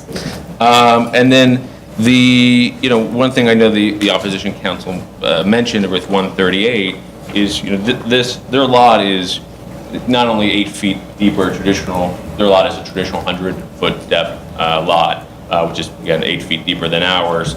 But they had the fortune of being able to take advantage of their existing non-compliant building and not only add on top of it, but take advantage of the fact that floor plates on the first, second, and we believe third and fourth floors were built quite deep onto their lot. In the case, I'm just working out the floor plans and we can submit this formally. They were built 87 feet deep on their 100-foot lot on the first couple floors. And then it looks like they were built 73 feet deep on, I think, floors 2, 3, and 4. That's implying, though. Those are 30-foot rear yards at the upper. 27. But they were able to take advantage of the fact that they had an existing structure that was non-compliant on multiple floors. On the lower floors, on the upper floors, they had to comply. Right, but I think it's you would probably know better than I would. A 5 or 6-story building, and I think on the additional floors, yes, they follow the 30-foot. Right, they have. Otherwise, they're not legal. Right, and they had the benefit of the 100-foot deep yard, but the old floors, if you will, had the benefit of being non-compliant. So those are the items I just wanted to clarify, and I appreciate everybody's time, and thank you. Thank you. Okay. Excuse me, Mr. Weissman. If you want me high, I can put it in the record if you want, unless you want me to. So, You also asked that they submit the boring law. yes, we want the boring law. That's fine, we have those, we'll submit. Right. Okay, so, At a location map, to show where they were. Sure. did we have all the speakers on this? Everybody spoke who wanted to speak? Okay. Okay, so I think it's the boring logs, it's the financial concerns that need to be addressed. It's the issue about extending further into the rear yard without sort of justifying why you need that, because we didn't expect when it went lower for it to get longer. Understood. Right? But and arguably getting longer compensates for its shallow depth, right? Correct. I don't find it particularly persuasive that there's slight necking down of the width, because in the original proposed plans, there was only one little section that necks down. The rest is pretty much the same width. There's a little bit of necking, but it affects the bathroom and the walk-in closet, 2 bathrooms. I mean, basically, I don't see what hardship the necking down is creating unless you demonstrate to us that it's actually creating a hardship, a cost, something, right? Sure. I mean, we think that it's the aggregate of those conditions, but again, it's... But an aggregate it can't just be sort of an intangible Understood. aggregate. Sure. It either costs money or it doesn't. Right. Right? Because that's really what it's all about, right? Okay. So I think you do need to look at pulling back the rear wall unless you can make a really good argument for why it should be allowed to be deeper. I don't know what that would be, because now you've added a waiver, which is not where we started. Well, just to be clear, Chair, we did do that at the board's request for a modified building, so we wanted to bring the height down, and you asked whether or not we can explore a further expansion, given the shallow depth of the lot. Right, but that's also assuming you're entitled to the scope of the waiver, right? So Understood. that's it, right. Well, I think actually what we discussed was the real hardship isn't height, the real hardship is depth, right? The real hardship isn't width, it's depth. So that's why we suggested, let's cure your hardship with the width, with the depth, right? Understood. So, okay. And then well, that goes to the OASIS data, because we don't know enough about the rear yard. Did I leave anything out? Anybody else? Nope. Okay. Well, What? Tell us. No, I just was thinking about the idea of the neighborhood character study and keeping the intent of the sliver law by having a setback By having a setback. on the top. Yeah, so, you know, to this whole point about the sliver law, it is with great discomfort that we Understood. look at varying the sliver law. That's why we don't ask for it a lot. Well, you started off asking for a lot, right? Well, not a lot, not all fees. Right. Right. I mean, the truth is that of course, recognizing that the height of the district permits 135, but obviously that's not the requested waiver. The actual, the extent of the waiver that's being requested pursuant to requesting the sliver waiver is about 1 story. It amounts to about 13 or 14 feet. Right. So it's in the scheme of waivers, it's probably, I think it's a fairly modest waiver to request. Yeah. I'm actually, the revised elevation with the surroundings height, sorry, I'm told my voice doesn't carry very far. With the revised lowering of the height, I still am concerned about the encroachment in the rear, but with the reduction of 1 floor, I think this is more in line with the neighborhood there. Granted, this is a sliver lot and there are other rules, but I think pretty much every building in that area, even some of the narrower buildings, have much taller height than what the sliver lot rule would have allowed. So this is more in keeping. I would like you to work on that rear yard. Yeah. Okay. So to be clear, Vice Chair, it's the discussion is with regards to the rear yard. Okay. Well, to be clear, that's one my opinion. Oh, I understand. I'm sorry. As you know, several people voted on this. Correct. You need 3. So you need, yeah, exactly. So, and then the other thing is that the elevation that I'm looking at, the most recent submission, which is elevation, whatever the number is, the drawings are not numbered. Anyway, oh yeah, P10, sorry. The top floor, the 8th floor, looks way more than 10 feet, if that's what the other floors are. So some of it may be, some of it's, let's say, this depiction may be putting the project at a disadvantage because it kind of looks like the floors, in terms of the window heights. I see, Chair. Yeah, not only the top floor, but I'd say also the second floor, the window heights, which is a common thing, well, there's a progression, but usually it's the other way. Anyway, but the floor-to-floor heights seem to be modulating, so it should actually represent what the actual is, so we know what the heights of the adjoining buildings are and how much over this one is, because it says the adjacent building height is 6710. So this is 13 feet to the roof that's being proposed, more, right? Correct. And, to the point of whether that should be a penthouse as opposed to another floor, that again goes to the neighborhood character and the concern about the varying of the sliver law, which is obviously there for an important reason, right? Okay. And the question about whether you can get a return in the back. I think that was actually the conversation we had. Can you get your return from pulling it all in the back? Not from keeping it in the front and getting the back. I Right. think that's, Well, I mean, it was just a question of degree. I mean, we extended into the back. It's particularly, I think that when we give a neighborhood character study with regards to rear yards and rear yard heights, I think it probably would, it mitigates favorably for the rear yard waiver. But again, that's something which we're going to submit, and we'll modify our plans accordingly. Are there going to be 2 iterations? One which keeps the same rear yard but pulls back that penthouse floor? And one that just pulls the rear yard and makes it larger? right, so so the thing is, again, we all have our opinions, right? My preference is you pull it back so that we don't have to what do you call it? Compromise the sliver law as much. You pull it back, 10 feet, something like that, 10 or 15. feet from the second?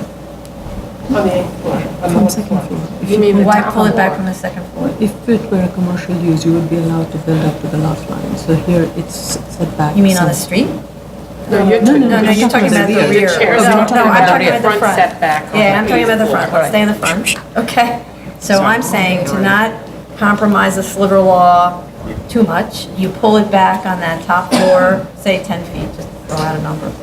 And then maybe what that does is it justifies a little bit more give on the rear than the 8 feet that we talked about. Because we talked about 8 feet's the right number to compensate for the fact that you don't have a 100-foot deep lot. So maybe instead of 8 feet, now you have, I don't know, another number, 9 feet, 10, something. But the correction is for the square footage. Yeah. It's going to make a big difference. Yeah. And then you're mitigating the issue of the sliver law, which is what's upsetting lots of people who are concerned about the sliver law. Not lots. Yeah, well, not be lots of people that you Understand. asked. Right, understand. Okay? Okay, Right. understand. Okay. Okay, understood? Good. So that's one That's scenario. one version. One version. Yeah. Okay. Where you're going to work out design-wise how you make that happen. Push Okay. and pull. Yeah, push and pull. Close beat. Right. Okay. We'll, I mean, we would, Okay. we're going to be looking at that internally. To the extent that we feel it's not feasible for whatever reason, we would come back to the board, but we're going to make every effort to comply. Okay. Yeah, would be better. Got it. Okay, great, thank you. Sure. All right, so, everybody else? Okay. What are we talking about? How much time? If you give me a moment. Because we're going to need 2 weeks for council. 2 weeks for opposition, and then, I don't know if they want to respond.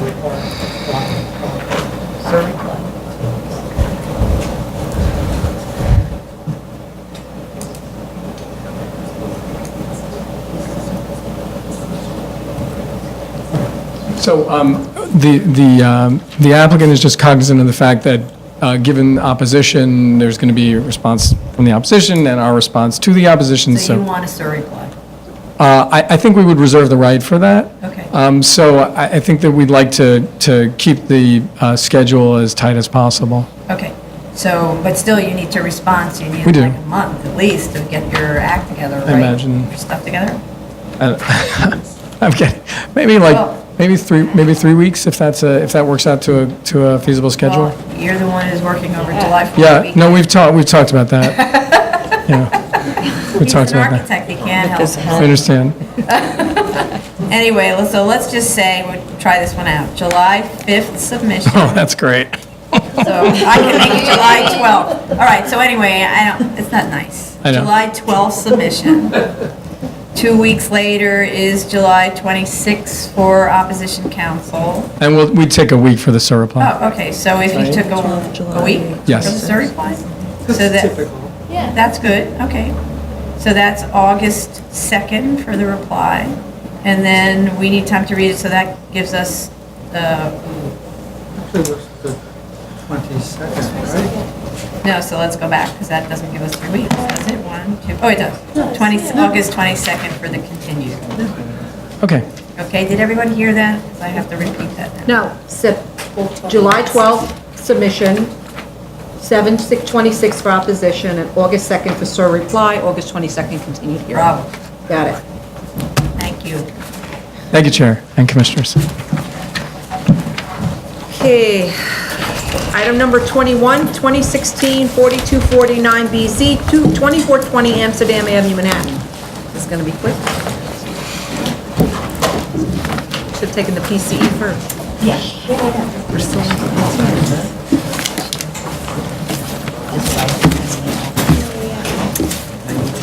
Good afternoon, Chair Perlmutter and Commissioners. Jeff Mulligan for the applicant, Young Wu and Associates. We attended the executive session yesterday. We've assembled the team to respond to your remaining comments. For the discussion on the mechanical floors, we have Steve Oakley from Stonehill and Taylor. On the questions on environmental cleanup in the setback area, we have Mike Burke from Langen to walk us through that. Remaining question on the brownfield tax credits issue, we have Mike Bogan from Cy Paget. Phil Bousquet wrote the letter, but he's in Syracuse, but Mike has been working with Phil, so he'll address the remaining questions. And then on the financials analysis, we have Brian Wu and Jack Freeman here to address the remaining questions. So we do have a presentation, but it's short. You know, it's late. But we just wanted to make sure that we responded to all the questions. So as soon as that is ready to go, I'll have Steve Oakley come. No problem.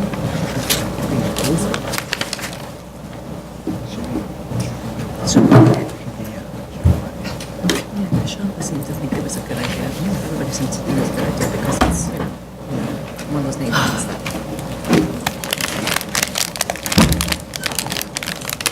We could get out of here by 6:30.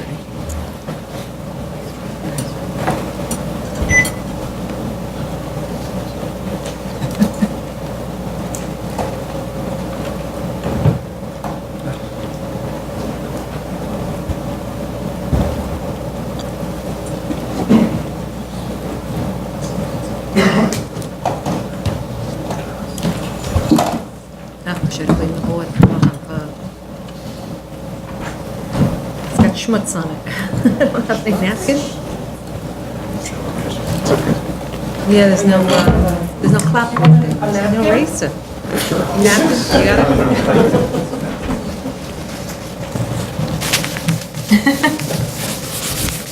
The do-it-yourself type of food.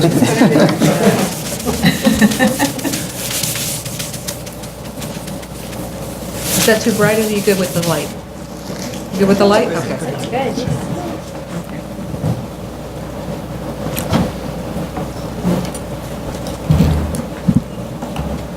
Okay, state your name for the record. Yes, Steve Oakley with Stonehill and Taylor Architects. And wanted to discuss the top of the building, essentially affectionately known as the upper green block from our massing that we've created for this project. The main element is looking at the 22nd floor is a partial floor where we have a food and beverage venue with a terrace. So that is the lowest level of the green block as we transition from the office building up to the bulkheads. Above that is bulkhead number 1, which is dedicated principally to our cooling systems. The elements in here are a cooling tower, which is a 2-story open to the sky volume that's screened around the outside. The other areas are the pumps that are required to move the cooling tower water between the systems inside both the office building and hotel. So these are essentially systems that are required to be located at the highest point of the site. The other element that you'll start to see is the purple block is a service elevator that's required by code to stop at the floor. And then toward the back are our air systems, which are feeding supply air down to the office floors, as well as handling smoke evacuation. And the stair tower, which we did not draw all the stair lines as well. The engineers will have to take those out on the drawings. Have a pressurization component that goes up to the next level. And, you know, there's a small electric distribution related to all the mechanical equipment that's up on the rooftop. The floor above this is organizes the heating system and also energy recovery. The heating system is composed of a boiler plant over here and then hot water pumps that move the hot water throughout the building and return it. And the other element is the energy recovery system. One of the things we do in new office buildings is we bring back toilet exhaust, general exhaust, as well as return air and run it through a energy recovery unit and then bring that air back down. So that's also a requirement to put that at the high end of the system in order to capture the return air of the exhaust systems. So it pretty simply organizes that way. Again, you see some smoke purge fans that are evacuating smoke under an operation of the high-rise building where we remove smoke on the floor above and below, and also the stair towers. And the other elements here are, this is the elevator machine rooms for the 3 passenger elevators. And that's the overrun for the service elevator. The purple. The purple block again. Does not stop here. We are asking the building department for a reconsideration not to stop at the second level of the bulkhead.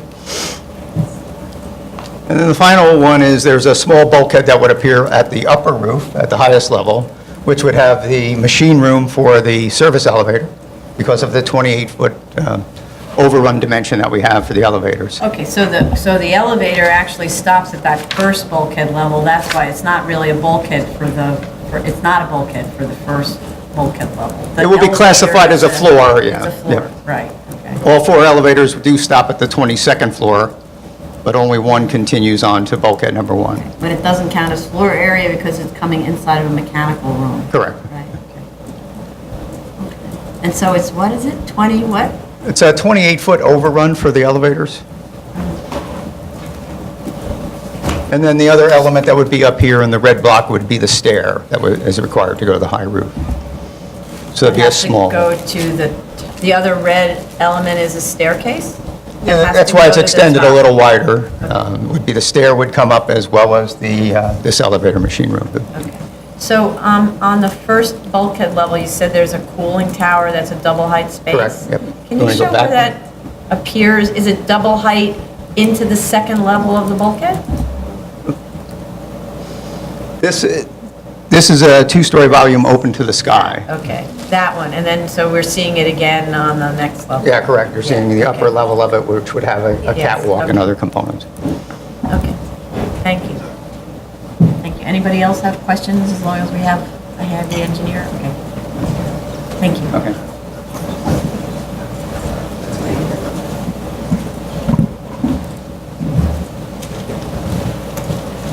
Good afternoon, members of the board. Michael Bogan, Side Patrick Roselle.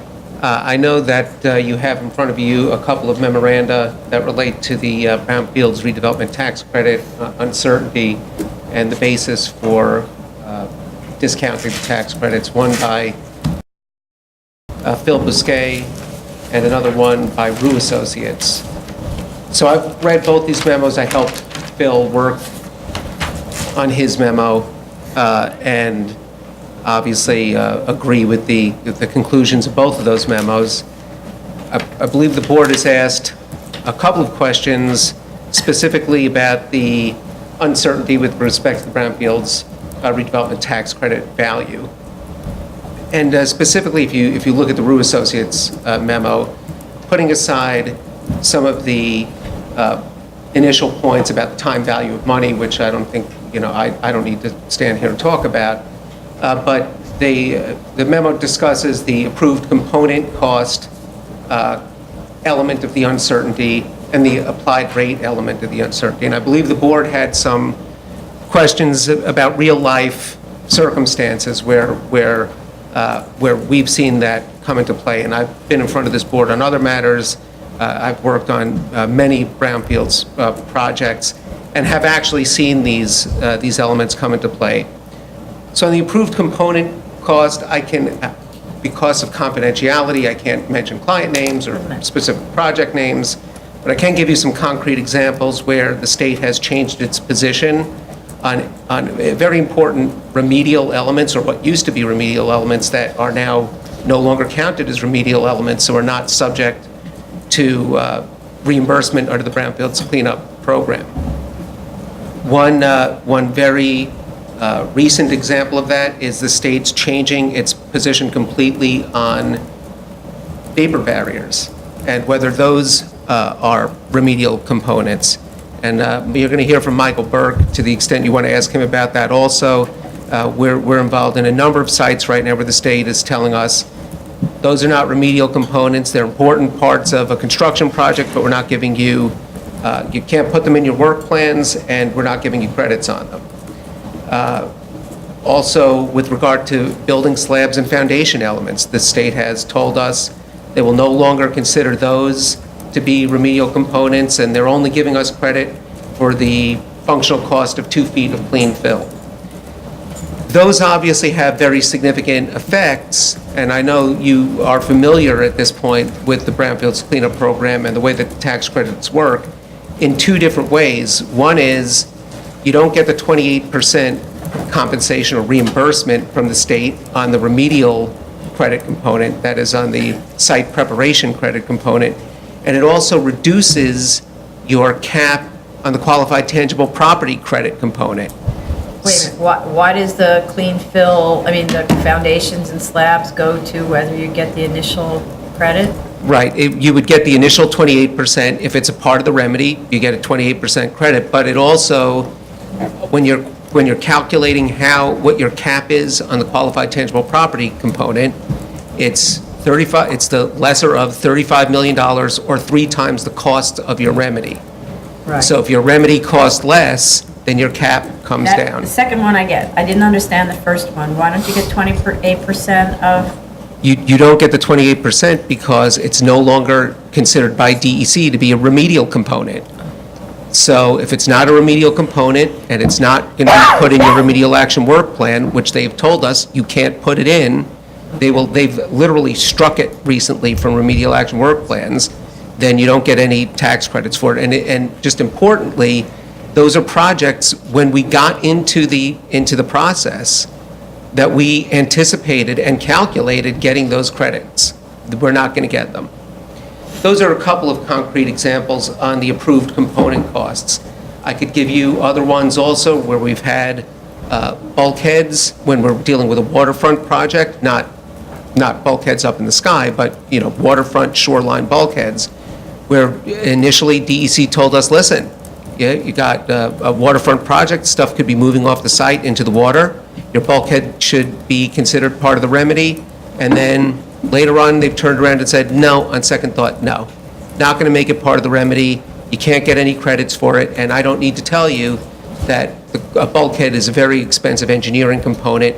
It's a lot of money that's at stake when you're talking about losing that 28% and then reducing the size of your cap. Finally, as to the applied rate, I think that the Rue memo explains it pretty clearly. I don't need to really go over it again, but we've had a number of projects where we thought we would be able to achieve a track 1 remedy and get the higher remedial component. Later on, DEC says, well, there's still some soil vapor kicking around, so even though you have cleaned up soil down to bedrock, because of soil vapor, we still think it's a track 4 type remedy. I won't get into some of the inconsistencies in DEC's position there because it's not your fault, it's their fault. But nevertheless, it does highlight the uncertainty in the tax credit component, where you've gone from potentially a 50% tax credit on the qualified tangible property and on the remedial end to only a 28%. So that's a significant hit. I think that pretty much explains So it. tell us about some successes. We've had successes. Some of those don't appear in front of the board because we're not seeking to get BSA variances. But we have many projects where the clients have gone in with sort of eyes wide open, where it hasn't been one of these types of elements that DEC's excluded, and the clients have applied for their tax credits after many years because you need to meet the threshold standards. You need to receive your certificate of completion. In order to apply for the qualified tangible property component, you need to get a temporary certificate of occupancy. You need to have placed the building into service as it's stated in Section 21 of the tax code. And those clients have received tax credits from the state of New York. Okay, so in the case of the successes, do you have an example without giving an address, without giving anything? I worked in a building that was 25 stories and how much was that tax credit out of the total cost of remediation, for example? I can't give you that answer. What I can tell you is that in those instances, that putting aside the time value of money and some of the other risks of recapture, which are also risks, the clients have received, in essence, what their pro forma anticipated they would receive.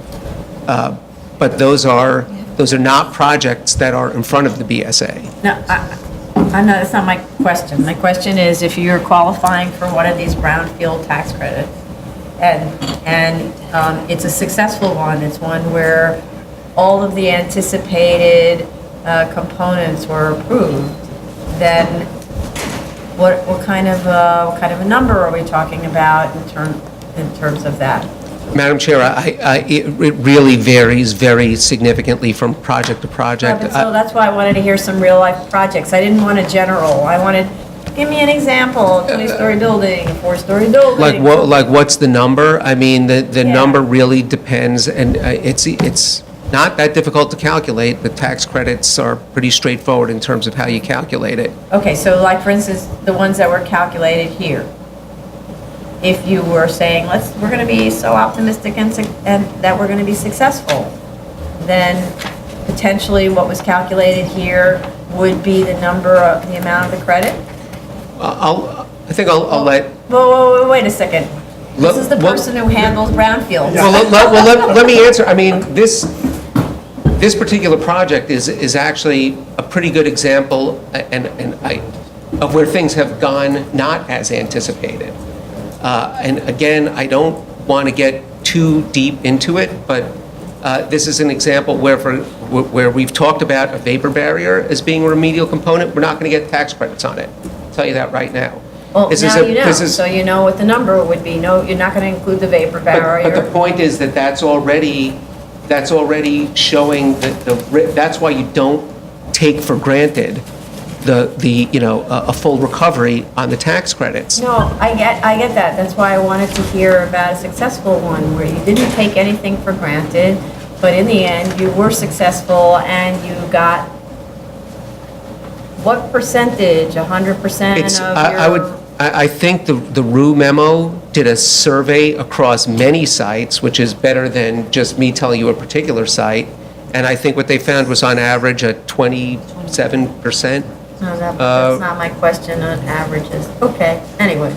That's all I can help you with. But I can tell you that on this site, there have already been several changes to the law since we've put the site into the program, several changes to DEC's approach, their interpretation of the law that have resulted in, that will result in significant reduction in the tax credits. So just so I understand it, when you submitted the brownfield tax credit application, you had submitted based on your previous understanding of what would be considered as allowable expenses or exempt and all of that? Is it? Well, we haven't submitted and it's really Okay. tax return, we haven't submitted those yet because we're not at the stage. Sorry, yeah, I mean, in your analysis of it, in your analysis of it, you're basing it on what regulations of acceptable versus not acceptable? We're basing it on what the law was at the time that we submitted the Brownfields Cleanup Program application. Which you don't know how the rules are going to be, so you're basing it on the current acceptance levels? At the time Right, of at the time of the application, we. For and this I'll- analysis, but for, right now, for the financial analysis, what are you assuming? I guess that's what I'm getting at. You're assuming some amount of money towards the brownfield. What are those factors that has been considered? How are you? My name is Brian Wu. I represent the developer Young Woon Associates. What we were assuming in the financial analysis at the time that we applied, the time that we submitted the documentation to the BSA was, we first took the par value using the letter of the law as we understood it with the current VCP applications, and then attributed a discount value based on our conversations with Mike, with Phil, that take into account and consideration these unknown issues that might occur in the future. And I guess what Mike is trying to talk about is that that's sort of being evidenced as we go further and further down the process. They have removed some things that we thought they would initially accept, and we don't know what will happen ultimately. So this percentage of factor that you're taking, is it based on some of the projects where you have seen this elimination has happened and you're kind of using that as a parameter, saying, we anticipate this is the amount that we will not be getting? Right, it's based on several different things, including the time value of money being one of them, the federal income tax component, which is another one, and then once you get past those two components, you get to the uncertainty factors, and there's a number of different uncertainty factors that we considered. One of them is the approved component cost uncertainty, another one is the applied rate uncertainty, and then there's also, and we haven't really considered it as significantly, but there's also the possibility of tax credit recapture if we fail to comply with something, or if something goes wrong later on down the road, where the state could come back and say, we gave you those tax credits, you got to give them back because you didn't do something you said you were going to do. In the example of your successes, did you have to give back tax credit? I have not personally worked on a project where there's been a recapture of tax credits, which is why it's not really considered as a significant element in our analysis. How much time elapses, can I just ask, how much time elapses between when they settle on your tax credits and they may decide later on to recapture some of it, if that were to ever happen? It's a good question, but it's difficult to answer. Usually for, let's say, a track one cleanup, if you had a groundwater remediation system, that's the one that is the most obvious one, because you have only 5 years to establish that you've reached the track one cleanup standard for groundwater. If after 5 years, their DEC is looking at the data and saying, you're nowhere close, like you didn't do it, then the state is going to come back 5 years later and it's going to take back some of your tax credits. Thank you. Next is Mike Burke from Langen. No, it's actually, Mike is there. Oh, you're going to go next? Okay. Good afternoon, Commissioners, Chair Perlmutter. My name is Brian Wu, again, to state my name. I work for the developer Young Wood Associates. Wanted to take a moment to actually address some of the questions that were asked yesterday on the executive review session. In particular, hopefully clarifying some of the assumptions that we did on the financial analysis and helping everybody be on the same page as it relates to what we were fundamentally assuming and making sure there are no errors in what we're trying to do here. So the first thing that I wanted to do was a little bit of an overview of our last hearing. This is just pertinent to the data stratification that I'll show on the next slide, but simply stating that, you know, there is a premium value given to the rent on the upper floors of office buildings to typical office tenants. Traditionally, that doesn't necessarily translate over to medical office tenants. We actually submitted two different examples in our last financial statements, 200 West 57th Street, 57 West 57th Street. These were examples of current medical office floors that were being rented out. What we found was when you went from the third floor to the ninth floor, there wasn't really a price differential. There aren't a lot of examples of this because the medical office tenants tend to stay on the lower floors. But just in general, this is what we found. Anecdotally, this is also sort of proven by one of the projects that we actually developed at Young Wood Associates, 139 Center Street, was a medical office building that we developed in Chinatown. We actually mentioned it in the YWA report that we submitted as well. You know, what we basically found was that was an 8-story medical office building, and though while there was a little bit of premium given to the upper floors relative to the bottom floors, in effect it wasn't as much as we had sort of initially assumed when we were starting the building. We actually had to modify our building programming to put in residential on the top 2 floors and sell them out at a higher price per square foot, because it just turned out that the medical office tenant didn't attribute a premium value to those floors. So, question, in your report, you did say for your as-of-right community facility, you had a range on the low floors of $50 a square foot? Yes. To a higher number on the high floors. You did say that. But Yes. you didn't give us any detail. So- What is that high end? That So you I'm were trying to, what this next slide is showing is basically data stratification. So again, the previous slide was really just to summarize the previous hearing. And then now this slide is really to address the concerns that were brought up yesterday. These 4 different data strats show the 6 different scenarios. You have the proposed that shows a fully built office building. I know it's cutting off a little on the left, but you know, basically just going up to the top of the building. Scenarios 2, 3, and 4 are assuming a community facility tower. So the actual rental figures and floor plates are the same throughout all 3 of them. Scenario 5 assumes a lesser variance scenario where the top floor is a community facility.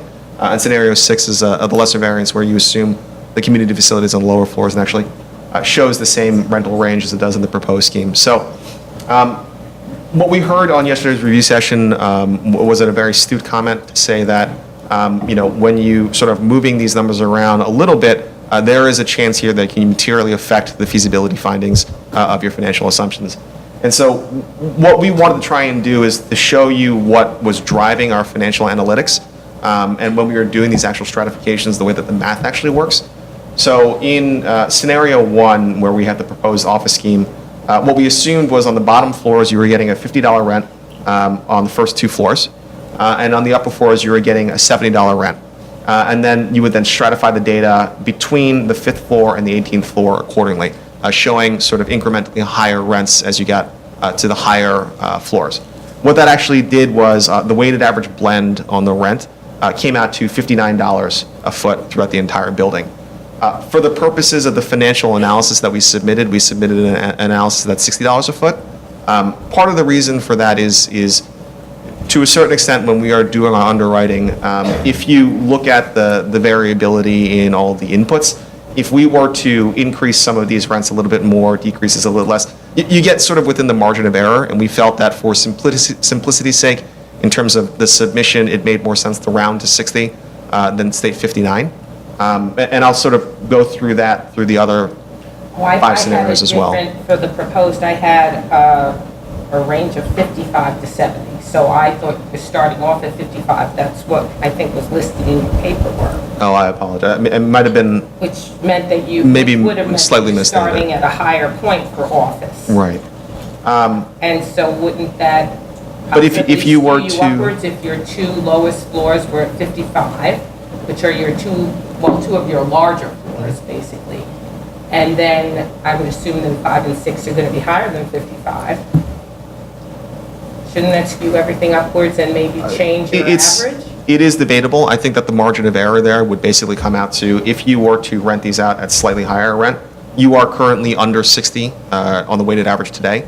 If you were to increase that over 15% of the office building, I think mathematically that computes to about $1 Right, over but that. it's not just that, right? Mhm. Because if you are doing that 15% at the $55 a square foot, then the other floors are going to shift upwards too, because you have a $5 per square foot difference on floors 5 through 9, 5 through 11, which I figured would just Mhm. shift upwards to $60 a square foot, right? Again, And it's certainly within the realm of reasonableness that would happen. I think that, again, this kind of fits within the margin of error of assumption, is to say that if you wanted to, you could take it and say, if you were achieving 55 over here, you're getting 56, 57, 58, 59. You could go up in these increments as well. I think what we were trying to show is that sort of from a mathematical perspective, if you were to take the stratification of taking the lower floors at a certain rental rate that we stated, which I apologize if that's wrong, but at 50 and the upper floors at 70, the blended average of the proposed scheme would come out within $1 of where we were when we were actually doing our financial analysis. And then, kind of moving towards the as-of-right community facility, what we did was, for community facility, this is really being sort of dictated by two components.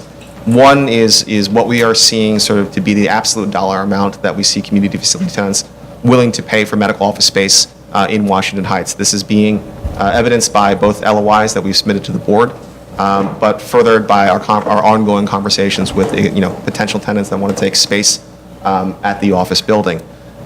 Fundamentally, doctors will not give you a premium for a view corridor. They will give you a premium for a clean building, for upgraded infrastructure, and so for security. But as it relates to actual view corridors, it's not quite the same as a marketing office or maybe a bank that sort of attributes a little bit more value in the marketing side for a nice view. And so they're just not willing to pay up for the premium. So our assumption is sort of the bandwidth on where you are going to be able to push those rents will basically top out at where we are receiving current LOIs for medical office space. So the assumption is if on the top floors you're getting $55 a foot, and on the bottom floors we think we can get $50 a foot, we sort of stratify between 50 to 55 between the floors that we're saying upper and lower. If you do that, the weighted average rent in the community facility scenarios of 2, 3, and 4 comes out to about $53 a foot. We actually, in our financial analysis, stated a blended average of $55 a foot. So there is a $2 differential. I would say that $2 differential is downward. And so on sort of the next slide, I'll talk about the feasibility of each scenario if we were to update it with these sort of these margins of errors, sort of corrected. Scenario number 5, what we did was we basically took the upper floors for the community facility, attributed the highest rent that we could, took it, that was at $55 a foot, and then followed the stratification that we did in the proposed between 65 and 50. If you did that, the blended average of that scenario 5 came out to $56 a foot. But the financial analysis that we assumed when we submitted the materials was 55. And then finally in scenario 6, it follows very much the same income scenario as scenario 1. Again, I mean, I think the way that we were looking at it when we were submitting the materials was we were rounding to what we felt made sense.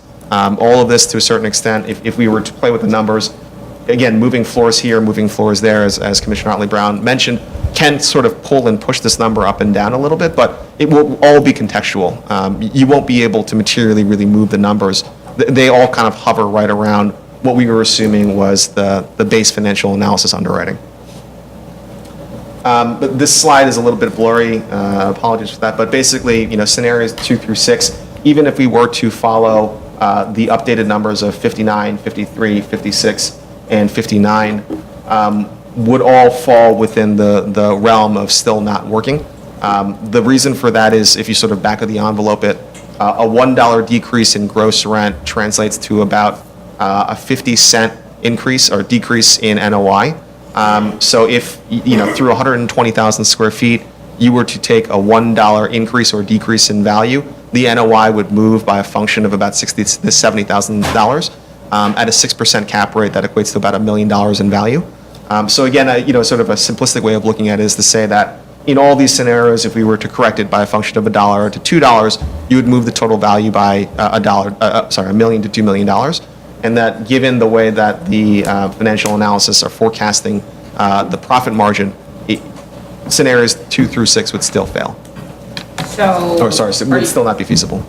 You're going to submit the floor schedule. Yeah, we're happy to submit this. That sort of evidence. And then you're going to need to revise your narrative to start at a lower rent, Okay, so that at least it's in line with that. sure, certainly. Okay, then it'll be fine without you having to then change the other portion. Right. Yet, just attribute it to the office issue and community facility. Right. So we're just looking at those sort of in isolation and seeing what they do to the actual end value of the development cost.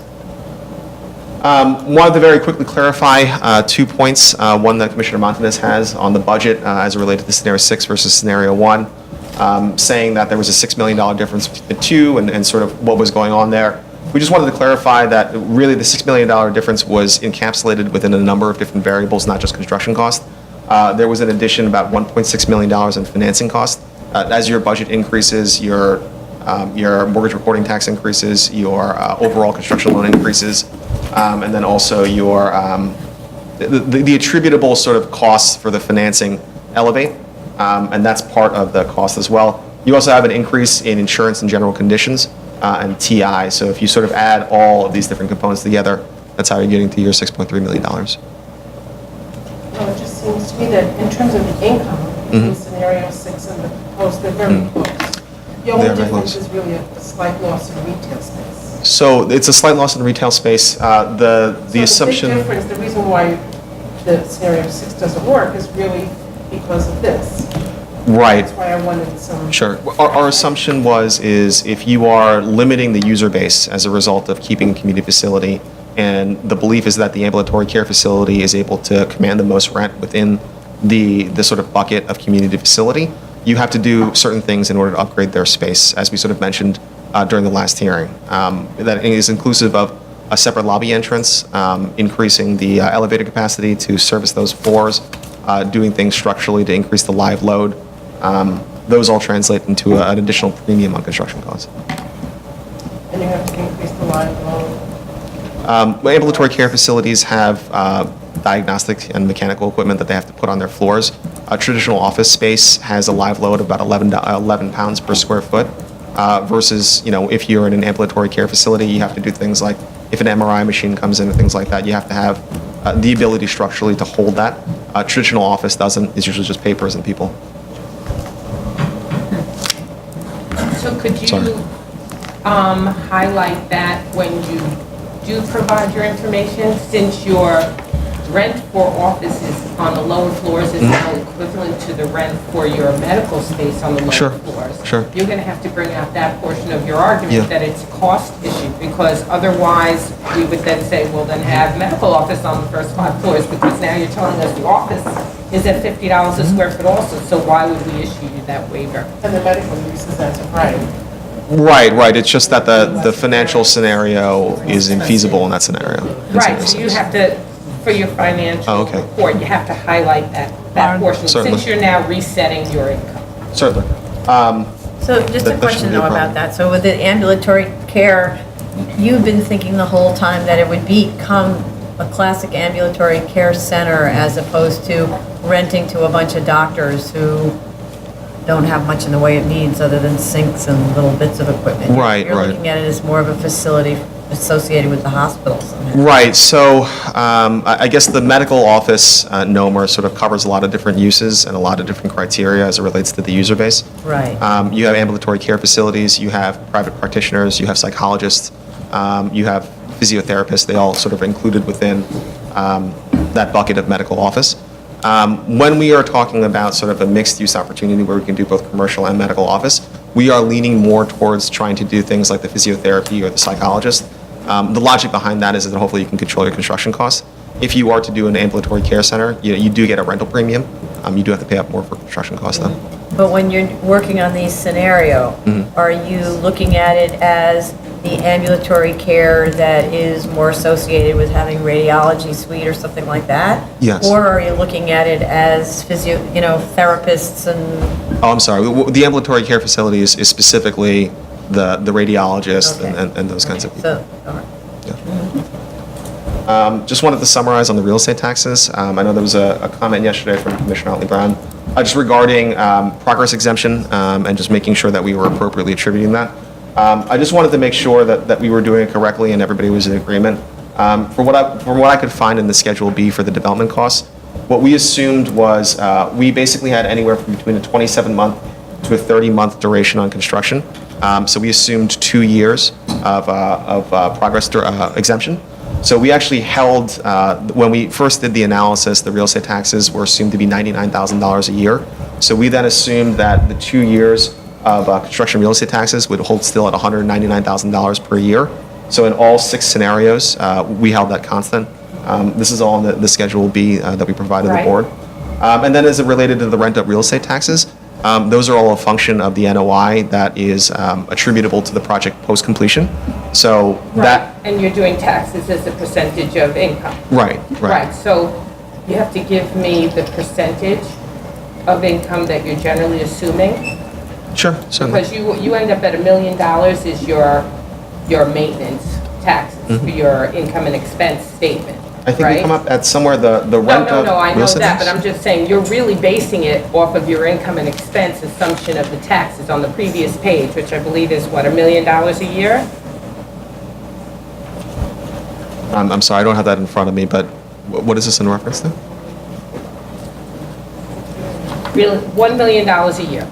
So that $1 million a year that you're assuming after construction, what percentage of income is that going to be, right? And then, once we realize that that's the acceptable percentage of, it's usually percentage of gross in taxes, then you're going to tell me your rent-up period and apply those months to that annual figure. Oh, sure, yeah. We'll clarify the statement, so That's what I wanted. I no wanted problem. you to give me the backup for your assumption. Oh, yeah, so we'll definitely clarify. It's encapsulated within this line item, but we will definitely make sure that we more aptly describe exactly what's going on. But they all follow basically the same logic, right? Which is to say, they all are a derivation of the NOI post-completion. And so the reason that you see the variability between them is the result of the variability in the NOI throughout the different scenarios.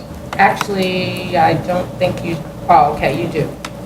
I was just looking at the first 2 columns. It's varying, it's clustering around a million. We'll definitely make sure that is adequately explained, but it follows the logic of the way that we are attributing the real estate taxes and the rent-up taxes is consistent throughout all 6 scenarios and takes into consideration the fact that there is a progress exemption, as we mentioned, or as you, Commissioner, mentioned yesterday, and then the function or the derivation of that tax is actually as a function of the NOI. Okay. Then we wanted to One other just, question. sorry. Are you qualifying for any kind of exemption abatement programs like ICIP? I don't believe so. You don't? No. Okay. Just wanted to do the updated hotel comps. I know there was a comment yesterday about sort of updating the hotels. What we actually found is both in the fewer amenitized versus the many amenitized STR reports. Full year 2016 actually had a decrease in ADR. That is being driven by kind of two reasons. One, I think that there's just a general softening in the New York City hotel market. There are a lot of rooms that are being delivered, both in sort of renovated rooms and new construction. And so what the data sort of shows is that I guess there was a concerted effort to try and keep occupancy at a certain level, but take a hit on ADR. So you did see sort of small decreases in actual ADR while seeing a little minimal increases in occupancy. So we just updated those, and we can submit the updated SAR reports as well. And then finally, I know there was a comment on the proposed hotel versus the as-of-right hotel, and looking at the as-of-right hotel as a quote-unquote limited service offering as opposed to the proposed with a highly amenitized offering. And I just wanted to put this analysis in front of the board so we kind of can understand it. It was always our position that in the as-of-right development, we would want to provide a certain class of hotel and a certain experience to the user base, regardless of whether or not the hotel was large or big. So we would try to do and show sort of empirically why that is true. So if you actually look at the difference between the proposed and the as-of-right hotel in terms of square footage, footprint, and then also in terms of room count, the decrease in the as-of-right hotel is about somewhere between 45 and 40%. And then if you actually look at the amenities that we are going to say sort of are attributable to what is actually governing and driving ADR, that is the restaurant, the courtyard, the kitchen, the cafe, and the lobby, you see sort of a commensurate 45% decrease in those amenities as well. And so the idea was you were sort of prorating it down. It is not ideal. I think that the as-of-right hotel is definitely an inferior hotel relative to the proposed, but that the nature of the hotel as being viewed as a limited service product as opposed to an amenitized product probably isn't correct. It's sort of it's a lower amenitized, but the proration is the same versus the decrease in the size of the overall hotel. And then if you were to look at the things that do exist in the proposed hotel as opposed to do not exist in the as-of-right hotel, specifically the event floor and the 22nd floor, you're capturing in the financial analysis those premiums through different line items because they don't exist in the as-of-right. But I would argue that I don't really believe in the as-of-right that those are an attribution to the ADR. I think potentially occupancy, so event spaces, when you have event reservations like in bulk, those come at discounted values. But I don't really think that if you are coming to a boutique hotel because it's an event space up in Washington Heights, I think that the concern is really going to be, do you have the cafe? Do you have a nice lobby? Do you have the kitchen that can appropriately service me? Do you have the restaurant space in the courtyard? Those are the types of things that we feel are going to be more important and that sort of drive the ADR. And so we just wanted to make that clarification of why we think that the $6 differential between the proposed hotel and the as-of-right as it relates to the ADR is within the realm of reasonableness given the amenity package that we're trying to deliver. Saying that you're basically providing the same proportion of space. Right. It's just smaller. It's a smaller customer base. And then finally, environmental. Thank you.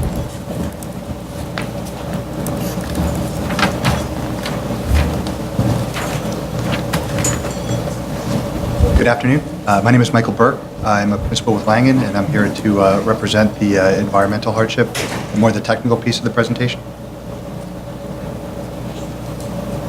So I understand there was a question raised about the setback area and the excavation and the backfill, and why backfill not incorporate that into part of the basement. And the answer is simple. The historic fill that's remaining in that setback area that was presented, the nature of the contamination in that area is such that regardless of the degree of remediation that we do in the site to remove the gross contamination, that the historic fill that remains in the setback area that's not part of the development will prevent us from achieving a track 1. And in doing that, we have to maintain long-term site management in perpetuity of the building, and there's long-term engineering costs associated with that. The second piece, the reason why it's not being incorporated into the basement is the bedrock is shallow in the area where the setback is, and we actually considered that in the design of the structure because of the incremental costs associated with the excavation of the bedrock where it's shallow. we actually kind of set the whole structure, including the basement, back, so we wouldn't have to account for the excavation of that bedrock. So the next two slides, they're intended to show where the setback area is, and so this is in plan view, and the follow-up slide shows the area in sectional view, so you can see what we're talking about and the challenges that we're up against. So the green area over here represents the actual setback. So this is coming off of Amsterdam Avenue. This is a 22-foot area. And this is the view in section. So this line over here represents the inferred bedrock elevation. And the green area, this is the setback area, and this is the amount, the area where the historic fill will be removed and backfilled and compacted in place. So the material that will be used to backfill will actually be, it's called unrestricted use material. And in doing that, in addition to the remediation that'll be done to remove the grossly contaminated material, we'll be able to get the track one cleanup. So, so this would be Amsterdam Avenue right here in section. This is the property line, and right here, this is the extent of the setback, and this is the area that's going to be removed. And you can see here at the bedrock contact how it's much more shallow relative to the rest of the site. So the basement is actually setback, it's starting at the 22-foot setback, and it just makes for an easier excavation. So, does the developer get reimbursed for those costs? That would be considered a remedial component? It would. Yes. Assuming they don't change their minds. So under the track 4 scenarios that we presented, the setback remains in place. And under the track 4 scenario, it's not. But because we're remediating to a higher level and the site will be suitable for unrestricted use, that would be considered a remedial component, yes. I was saying, assuming that DEC doesn't change its mind about what is a component, a qualifying component, That's correct. right? Okay. All right, thank you very much. Sure. Any other questions about that? Okay. I think we might be up to speakers. Are there any speakers on this? There are no speakers. Are there any other questions, comments? Does anybody have any concerns? Does anybody have anything they need to see in addition to what we've seen, which was? Yeah, they're Yeah. going to submit the backup information for the Okay. testimony. Yeah, we can submit that in the next couple of days. Okay, 2 days. all right. So And we then, just want that as like basically the slides, and it may be a narrative that just sort of goes through all of that. It can be Basically, like a that cover sums it letter up. type and Yeah, sums cover up? letter. Okay. And that also just brings out the cost of the ambulatory care since Right. they shifted the income range down on the office. Sure. Okay. Just to so cover basically, that. that's confirming what we've already heard today. Sure. It's Yes. not new information. Not new that information, it's just a confirmation and. Oh, and to pull the parking income sheet. Yes, we did, yes, Which is yes. easy. Exhibit F, I think it was. Yeah. Yeah. no, we'll- Okay. we'll- Okay. That was so- just an error that. Yeah. That's an error. Okay, so no new information that would need to be reviewed that might affect anybody's thinking, correct? Okay, good. So that means we can close. Great. So I'd like to make a motion to close. Chair Promoter? Aye. Vice Chair Chanda? Aye. Commissioner Montanez? Aye. Commissioner Oakley Brown? Aye. And then, Since it's just a submission of these things, and you said in the next few days, and you have to review, how much time do you, you're the only one who has to review that really, because it makes sense to you. yeah. Okay. So the 20th? Okay. She is fast. All right, so what? The 20th, we could do this. Yeah, I mean, it's a big, busy schedule, but there's, But it's full Yeah, on yeah, there's Dara, nothing to- but we there's have a nothing to- week off. Yeah, sort of, yeah. if you want to close that. sure. Okay, so you think you could submit that by Friday? I think yeah. Yes? Yes. Okay, this is a motivated team. I Yep. can do it, okay. So please submit that by Friday, and we can put this on for decision on June 20th, you said, right? Great, Okay. thank you very much. Thank you. Thank you. Item number 22, 2016 4336BZ, 643 East Tremont Avenue, the Bronx. Friday's date.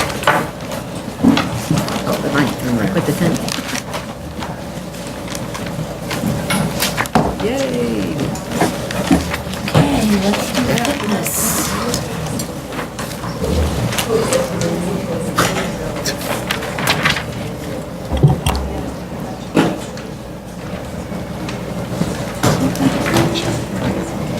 Good afternoon, Todd Dale for the applicants. I know there was, I believe, just one question at review session regarding the attenuation plan that was submitted.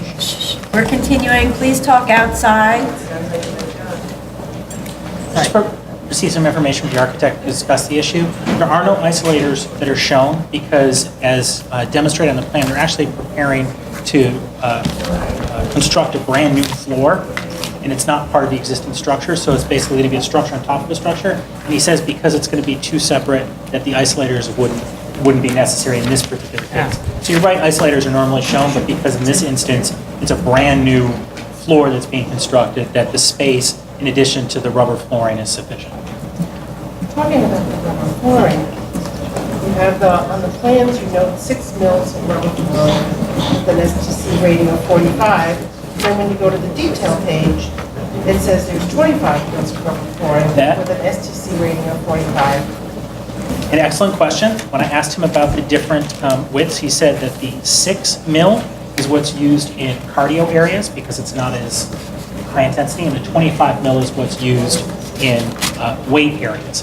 So I think that on the individual plans where we have the notes pointing, it says the 6 mil. Please talk outside. Sorry.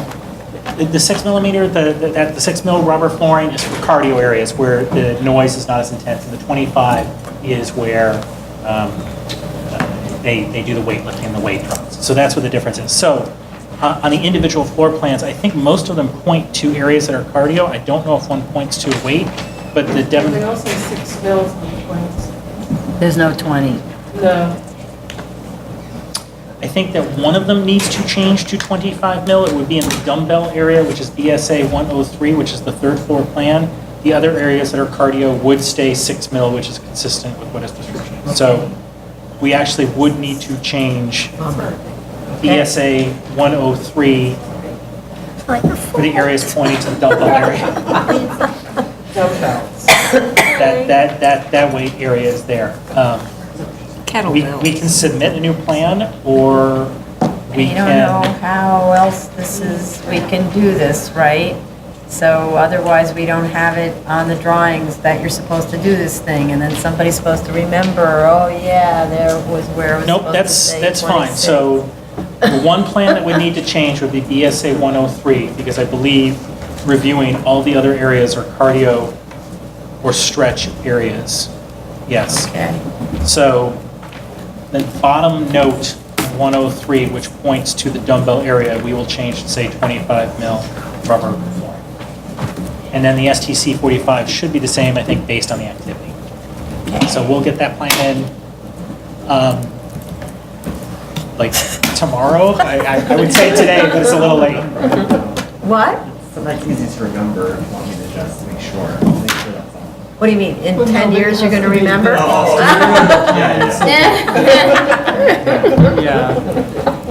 No, I think we need to do it. vote on it on the 20th too, if you want to. Email it today. Yeah, that's true. Can you do this can you make a fast phone call and get somebody to send an email? I can, when we're done here, if I have enough almost- charge on it's my 4 phone. minutes to 5 Yeah, o'clock. yeah. I can see if they can get the plan in. Have some time.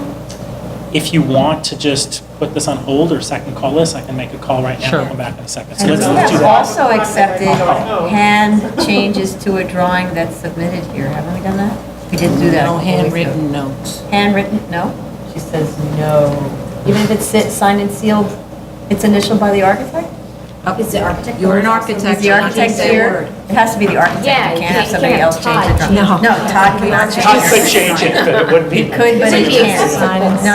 That's It fine. has to Let me be- make it a has to be call, see if we can sealed get by the that architect. that sheet in, and I'll just let Tony know if we can. If we can't, then Have to put it on for do something. you need to call me back no matter what, or do you want to set a date now?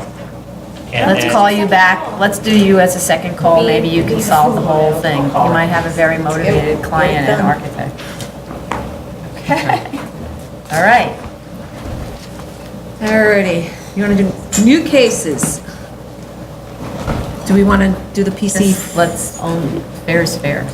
Keep going, just number going. one? Yeah, yeah. Item number one, 2016-4167 BZ, 4180 4180 Ocean Avenue, Brooklyn, sorry. 4180? Okay. Where's the, oh, okay, sorry.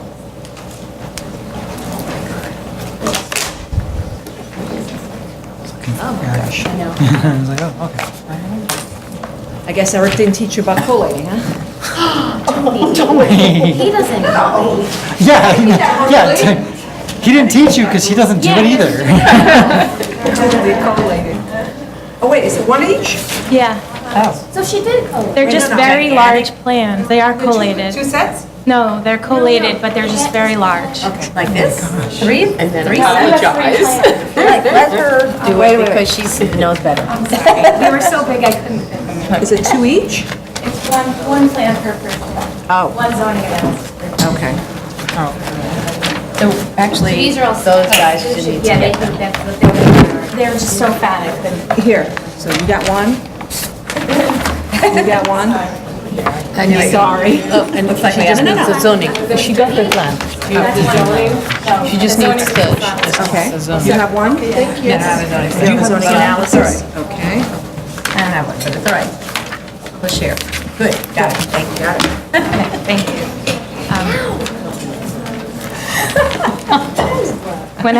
Whenever everybody's ready. Okay, we're ready, sorry. Okay, no problem. We're getting punchy, it's 5 o'clock. Hello, Madam Chair and members of the board. Good evening. Elise Boladair here on behalf of Eric Palatnik, PC, for the applicant. Before we begin, I just wanted to note that I have the project architect here, Mr. Fang. He's here with me to answer any questions that you may have about this application. I've passed out the revised plans. We attended review session yesterday. In response to your comments, we have resubmitted proof of service. We resubmitted it yesterday. We saw. Right. Additionally, on these plans, you mentioned that you want the decimals to match with the survey. Yeah. So the architect last night got everything together, put all the decimals on all the plans and the zoning analysis to match with the survey. Oh, I see, converted it to decimals. Yes, so everything matches across all boards. Okay. The existing and proposed first floor are above the FRCE.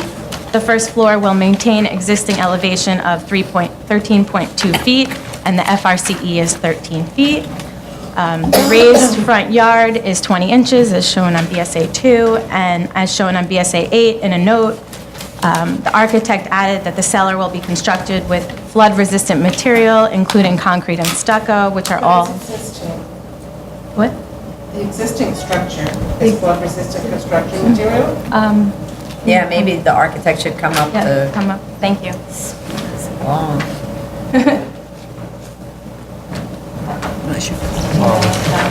Hi, state your name, please. Hi, my name is Dizang Fang. I'm the applicant and architect for the job. The existing materials for the existing house, In the cellar? they are not flood-resistant material, partially. Only the foundation are, the concrete, the tiles, but then the interior renovation work, they will have to be redone. They are gypsum boards, but they are not flood-resistant rated. They're not acceptable, so they have to be renovated to the standard. So, you want to keep your cellar, but Yeah. your foundation walls and everything along those lines, and there's no wood floor joists up below the base floor elevation? No. In reality, you're talking about finishing your basement, your cellar, which is really not a good idea. Whether it's, flood-resistant gypsum board or not. But that's a separate issue. We're not looking at that here. Okay. Okay. I also wanted to, this is relevant to the architect or whoever prepared the analysis of whether it's a substantial improvement or not. Is that something that you did or somebody else did? I can ask me the question. Yeah, okay. So there was a submission, it's for this one, right? Yeah, this is the case, right? Yeah, Yes. 4180 Yes. Ocean, just making sure. So we reached out to Department of Buildings Flood Administrator. They're the people who decide whether or not a building is being substantially improved with the various modifications, and therefore whether or not it has to meet the Appendix G regulations for substantial improvement, right? And what we sent was the drawings that were provided to us, that you provided to us, and the analysis that you provided to us about the cost of construction and the assessed value. And the response was, from the flood administrator, was, the calculations provided are not what the DOB would typically accept. The applicant did not follow the regulations set forth in 1 Rules of the City of New York, Section 3606-01, which is the building code.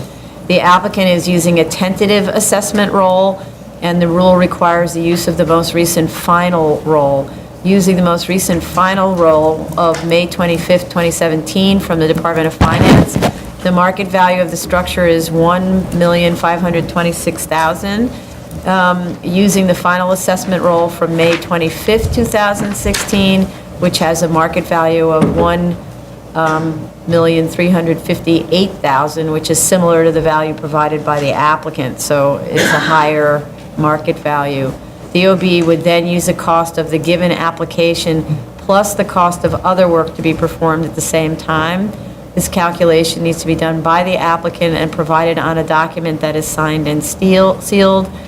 But let's say, assuming the cost analysis, it says in this case it would appear the cost of the work totals $482,000 based on the cost affidavit, which is less than 50% of either of the most recent final assessment rolls. So they're confirming your analysis, but saying your analysis is wrong. In other words, you're using the wrong assessment value.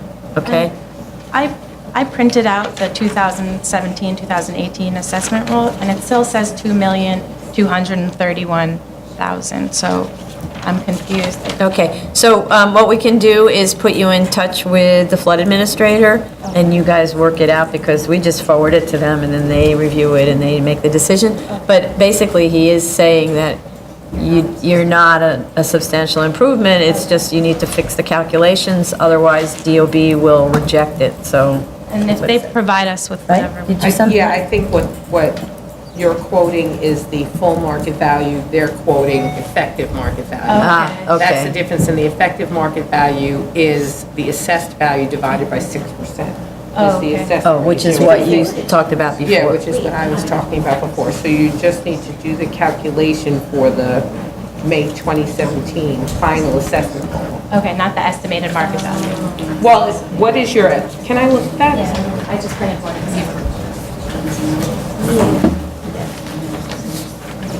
Yeah, it can cut off the.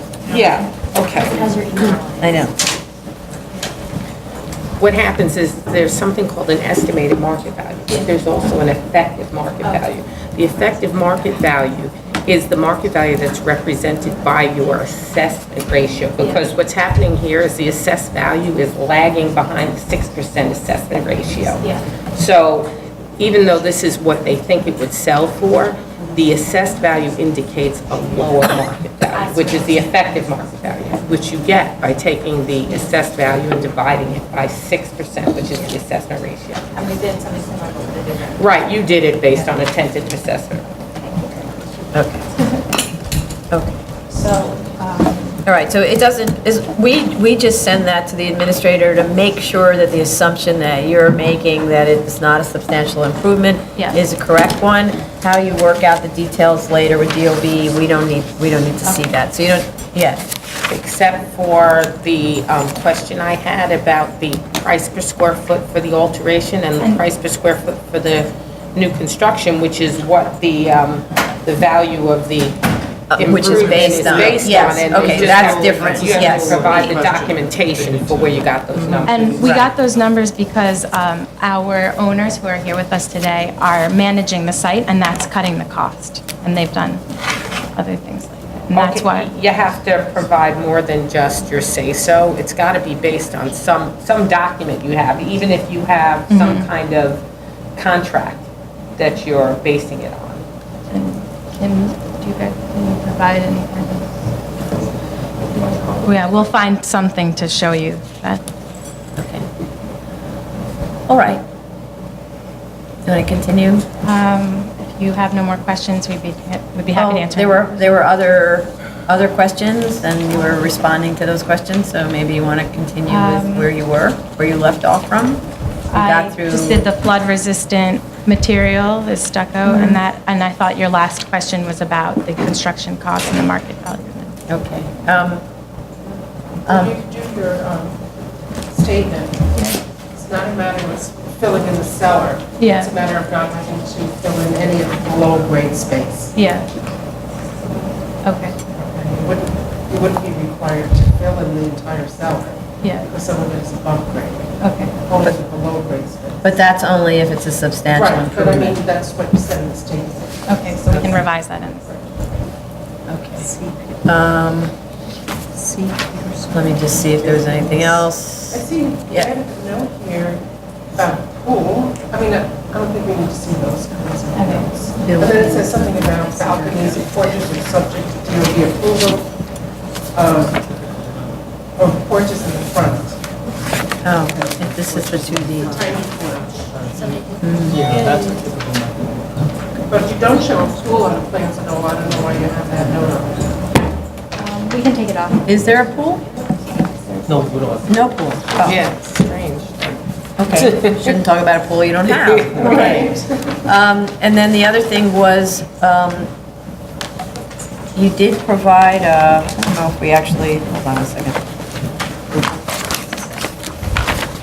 Yeah, you did provide a streetscape montage, I mentioned that. And, you know, it really doesn't do justice to how you prove that the project is consistent with neighborhood character. Yeah. And the best way of doing this, and I'm really speaking to the architect because this is typical architect lingo, right?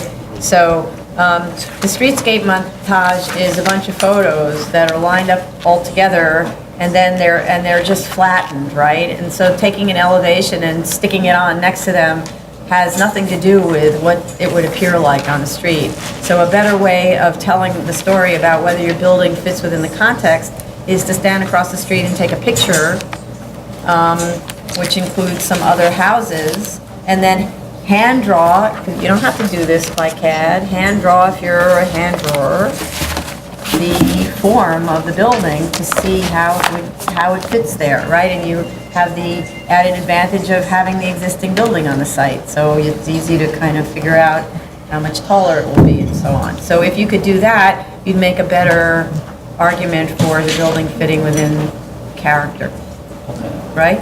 In terms of the height, I mean, because we're not talking here about imposing on rear and side yards, because you're really just straightening it out within sort of the existing envelope, but it's about the height and the attic line and so on. Okay. We have a web page that compares the streetscape, the height, the back that shows our height relationship. Where are you? On BSA 019 page. It's like two houses adjacent to us. Right. That sort of just show the bulk difference. That shows it's, yeah. That's cool. Okay, let me just, attic level, put it back.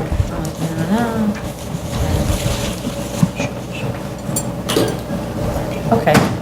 What do people think about the massing in front? Because they pull back a lot in the rear. I mean, that was the thing that's really, okay. 1 second on that, because I think we might have testimony. Is there anyone here to speak? Yes. Yeah.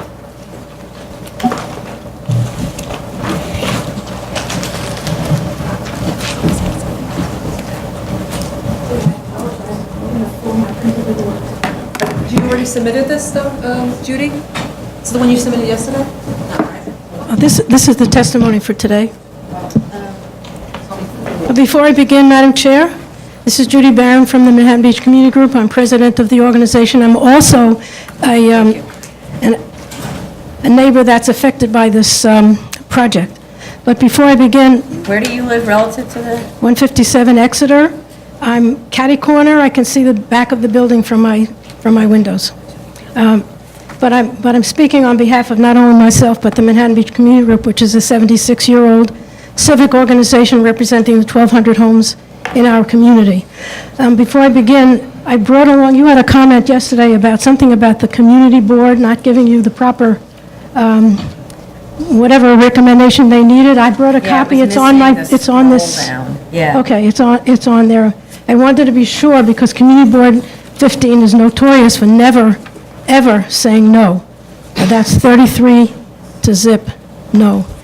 For my testimony, Tony, Oh, wait a second before you do that. So is it on the back? Oh. it's on the I back. see it, but I don't see I just the put it on the follow. back, I apologize. No. My printer stopped working this morning. No, the Had I problem known I is- was going to be here at this hour, you got 12 copies instead of 4. The problem is that we got a PDF like this, and your reports always have this scroll down, and this kind of PDF is a fixed thing, so I can't hit the scroll button. I'm trying, but it's not working. All right, I will tell the chair, I've just been appointed to the board, so I'll tell the chair that she's got to do this the next time. So we don't know why the community board voted against it, according to the. I would like to tell you then. Okay. We begin our testimony today asking that you recognize 2 recent pieces of legislation passed by the City Council. One bill is about the proliferation of single-room occupancies, or SROs. The second, reforms to the Board of Standards and Appeals, transparency and honesty in testimony, answers to community objections, and neighborhood character is most important, and you know about that. We've all read about it. It's with regard to both of these laws that today you have before you an application that was objected to by the immediate neighbors, and you'll hear about that in a while, affected property owners like myself, the 76-year-old Manhattan Beach Community Group, and unanimously voted down by Community Board 15. So why such unanimous negativity? The applicant is a for-profit business corporation. The testimony presented before the Community Board showed that without question, the numerous people are seen coming and going into this building. Many cars were parked in the driveway or outside on a continuous basis. This clearly communicated to the Community Board that what they saw was an SRO or rooming house or whatever you want to call it. This is contrary to the R31 zoning law that does not allow a business in our community, and the application from the Community Board was roundly and unanimously defeated. As it became obvious to the applicant that there was a problem with the plan, and as the BSA public hearing time was coming closer, there has been a diminished number of cars in the driveway. However, a steady stream of adults continue to go in and out of that premises. Further, more recently, the Department of Buildings Task Force, it was Mr. Peterson that we spoke to, informed us that the Department of Buildings approval stamp had to be submitted on the plans even before it came to the Board of Standards and Appeals. And it isn't there, we don't see it, and I understand that you called them, which is great, but we see now it has to go back again. The recently submitted plans... Sorry, what do you mean by a Department of Buildings approval stamp on what? Mr. Peterson, who's a part of that task force, he's been nice enough to talk to us, told us that if you're doing plans in a flood zone and you're changing them, you need to show them the plans in order for the Department of Buildings to put their stamp of approval that it's been according to Appendix G or all the other. Right, but it's just to verify that the work you're proposing is not a substantial improvement, right? No, I think they also have to tell you that they're not applying and getting Appendix G if that's what they have to do. If it doesn't qualify for Appendix G because of the cost, which we have not seen, and I would love to have whatever you got today, we would love to see those submissions come in at the last second. They weren't submissions, it was the applicant's submission, which we forwarded it to the Buildings Department, and the Buildings Department, as we communicate with them all the time, sent us an email explaining how the analysis has to be done. So that's all. Well, if there's a way for us to get a copy of that, we would appreciate it. Well, that's an interagency email, I don't think that that's what we share. But you can reach out to Mr. Peterson, who will help you understand how. I'm sure he will, thank you. He's been very gracious. Of the recently submitted plans that we got from you, thank you, Mr. Singer, reduced the number of bedrooms from 6 bedrooms to 4 bedrooms.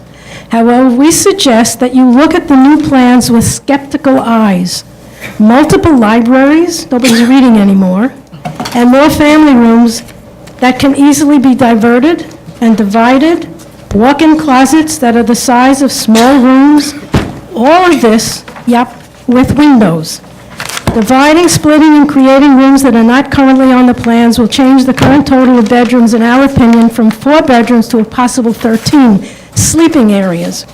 We believe the BSA has the right, according to the new law we've been reading, and the authority as outlined in the new legislation to determine who these people are, whether they have a right to be in or live in this building.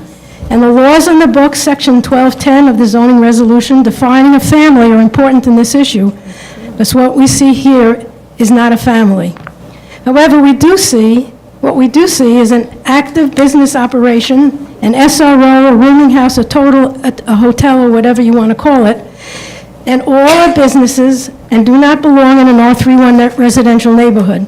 Changing the character of our neighborhood with any business can have an ice cream business. It's not in this jurisdiction of our zoning. We believe the board must ask for and get sworn statements regarding the intent of the owner corporation of this application. You must take a hard look at this application and the rooms that are put in it, and those that can be converted and making this an SRO.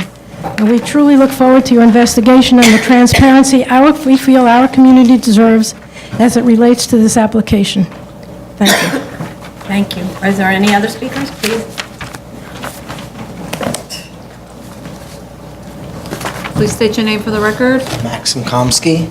I live with my parents right next door. So 86 right here. My father's not able to come, so he gave me a letter to read. We are asked to deny the application, as since the initial submission and review of the CV-15 of the above address, residents initiated the tactics to park less cars in their driveway, while we do not see any change in the number of residents. We also do not see any decrease of bedrooms and other utilities, and also the house does not have any provisions for underflow. I don't know, it might have already. We feel that the goal of the final structure is to be a multi-room renting facility. We therefore ask to deny the application. That was my father. I could just speak for my own. I come outside before, when they first submitted this to the Manhattan Beach Board, there was about maybe 8 to 10 cars parked in the driveway, outside. After the Manhattan Beach Board, it stopped. There was maybe 2, maybe a car in front. But the action in the house still goes. They park their cars in the block there. It's not one family. It's not one, or maybe it's not even 2, maybe I don't know how many families in, because there's the action that's in the morning there, in the evening there is tens of people. It's just action. Just people keep on going in. When they first had plans for this, they had 6 bedrooms planned for them. Now it's 4 with two humongous libraries. I don't know, as Judy said, I don't know who has libraries anymore, but in these new times, you have a Kindle or something, not 2 libraries. I understand 1, but not 2. Especially when the libraries are going into a bathroom. The libraries are going into the bathroom. If you look at the plans, I'm not an architect either, but I could just see what's going on. I saw the plans before, and I saw them now. They just made it instead of a bedroom, they made it into a library, and they made it into a living room, something like that. The plans have not changed. They did what they wanted to do. This is a good community. So it's like a very, very close-knit community. It's a family. If this happens over here, and it's going to go lead way to other people doing this also. Like multifamily. There's no buildings there. There's nothing like that that's been done anywhere like that. And this is definitely something looks wrong. Even if there's neighbors from each side of the houses across the street, the back. Something's not there. Something is wrong. Like they can't put the people who the family members are. There's at least 15, 20 people in and out of this house. And you can see this, I can see this in and out. It's to the eyes, he sees the eyes. I just don't want it to happen to the community, because if that happens, other people are gonna go about this and do about it that way. And, I just want to it is what it is, I just don't want that to happen to this community. It's a nice community, and I plan on living there, so. Okay, thank you.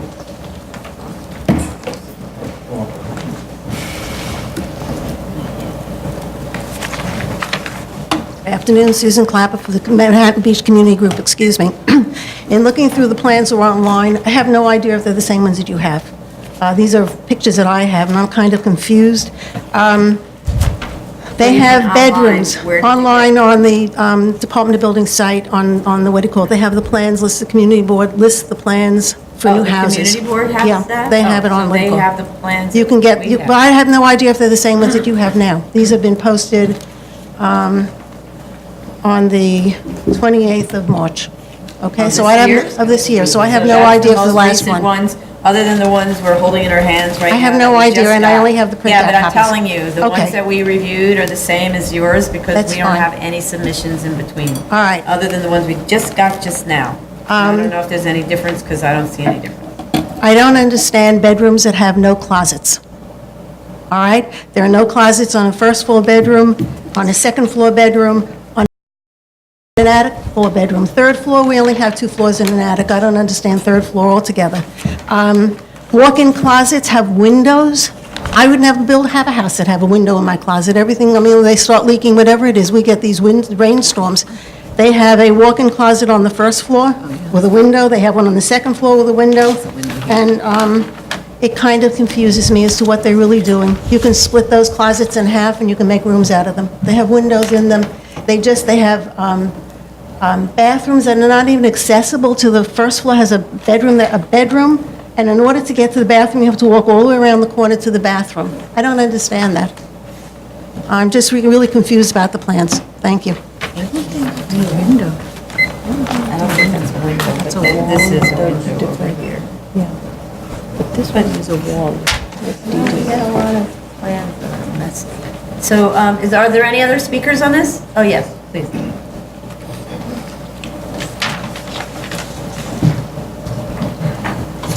Good evening. My name is Robert Viviano. I live on the north side of the subject property. And over the past 15 years, the Board of Standards and Appeals decisions have been changing the character of Manhattan Beach. 45 years ago, when I moved into this area, it was basically a community of 2-story buildings. There were lawns and trees and backyards. Over the past 15 years, the Board of Standards and Appeals has become very lax and has approved buildings that are close to twice the allowable size of the zoning. They reduced rear yards to less than 30 feet, thereby reducing open space. Variances and special permits are for the relief of hardships and should not be allowed for wealthy property owners to build mansions. After Hurricane Sandy, the zoning resolution was revised to change the baseline from which all vertical dimensions are taken. And originally, they were taken from the grade baseline. And then after Sandy, it was changed to the flood elevation. Now, all of Manhattan Beach elevations are measured from the flood level, which is 5 feet 8 inches above grade. Visually, this raises the heights of all of the new buildings in the area and changes the character of the street. In the case of 4180 Ocean, the existing building is a 1-story with a habitable attic. This proposal basically is keeping the existing footprint of the building and raising and adding 1 story and a habitable attic. So it'll be a 3-story building, including the attic. Considering the street wall, if measurements were taken from grade, the proposed building would be 37.5 feet high high, which is higher than the old maximum of 35 feet. The way it is with the laws written now, it's the elevation is taken from the flood elevation, which makes the building fall within the 35 feet. And this is not the only location in Manhattan Beach where the streetscape has been affected. There's a house around the corner on Falmouth Street, which has 2 stories, a mansard roof, which makes it 3 stories, and then it appears to be 4 stories because of the 5-foot height of the flood level. So these changes change the character of the street. The Board of Standards and Appeals must consider these facts whenever reviewing special permits and variances.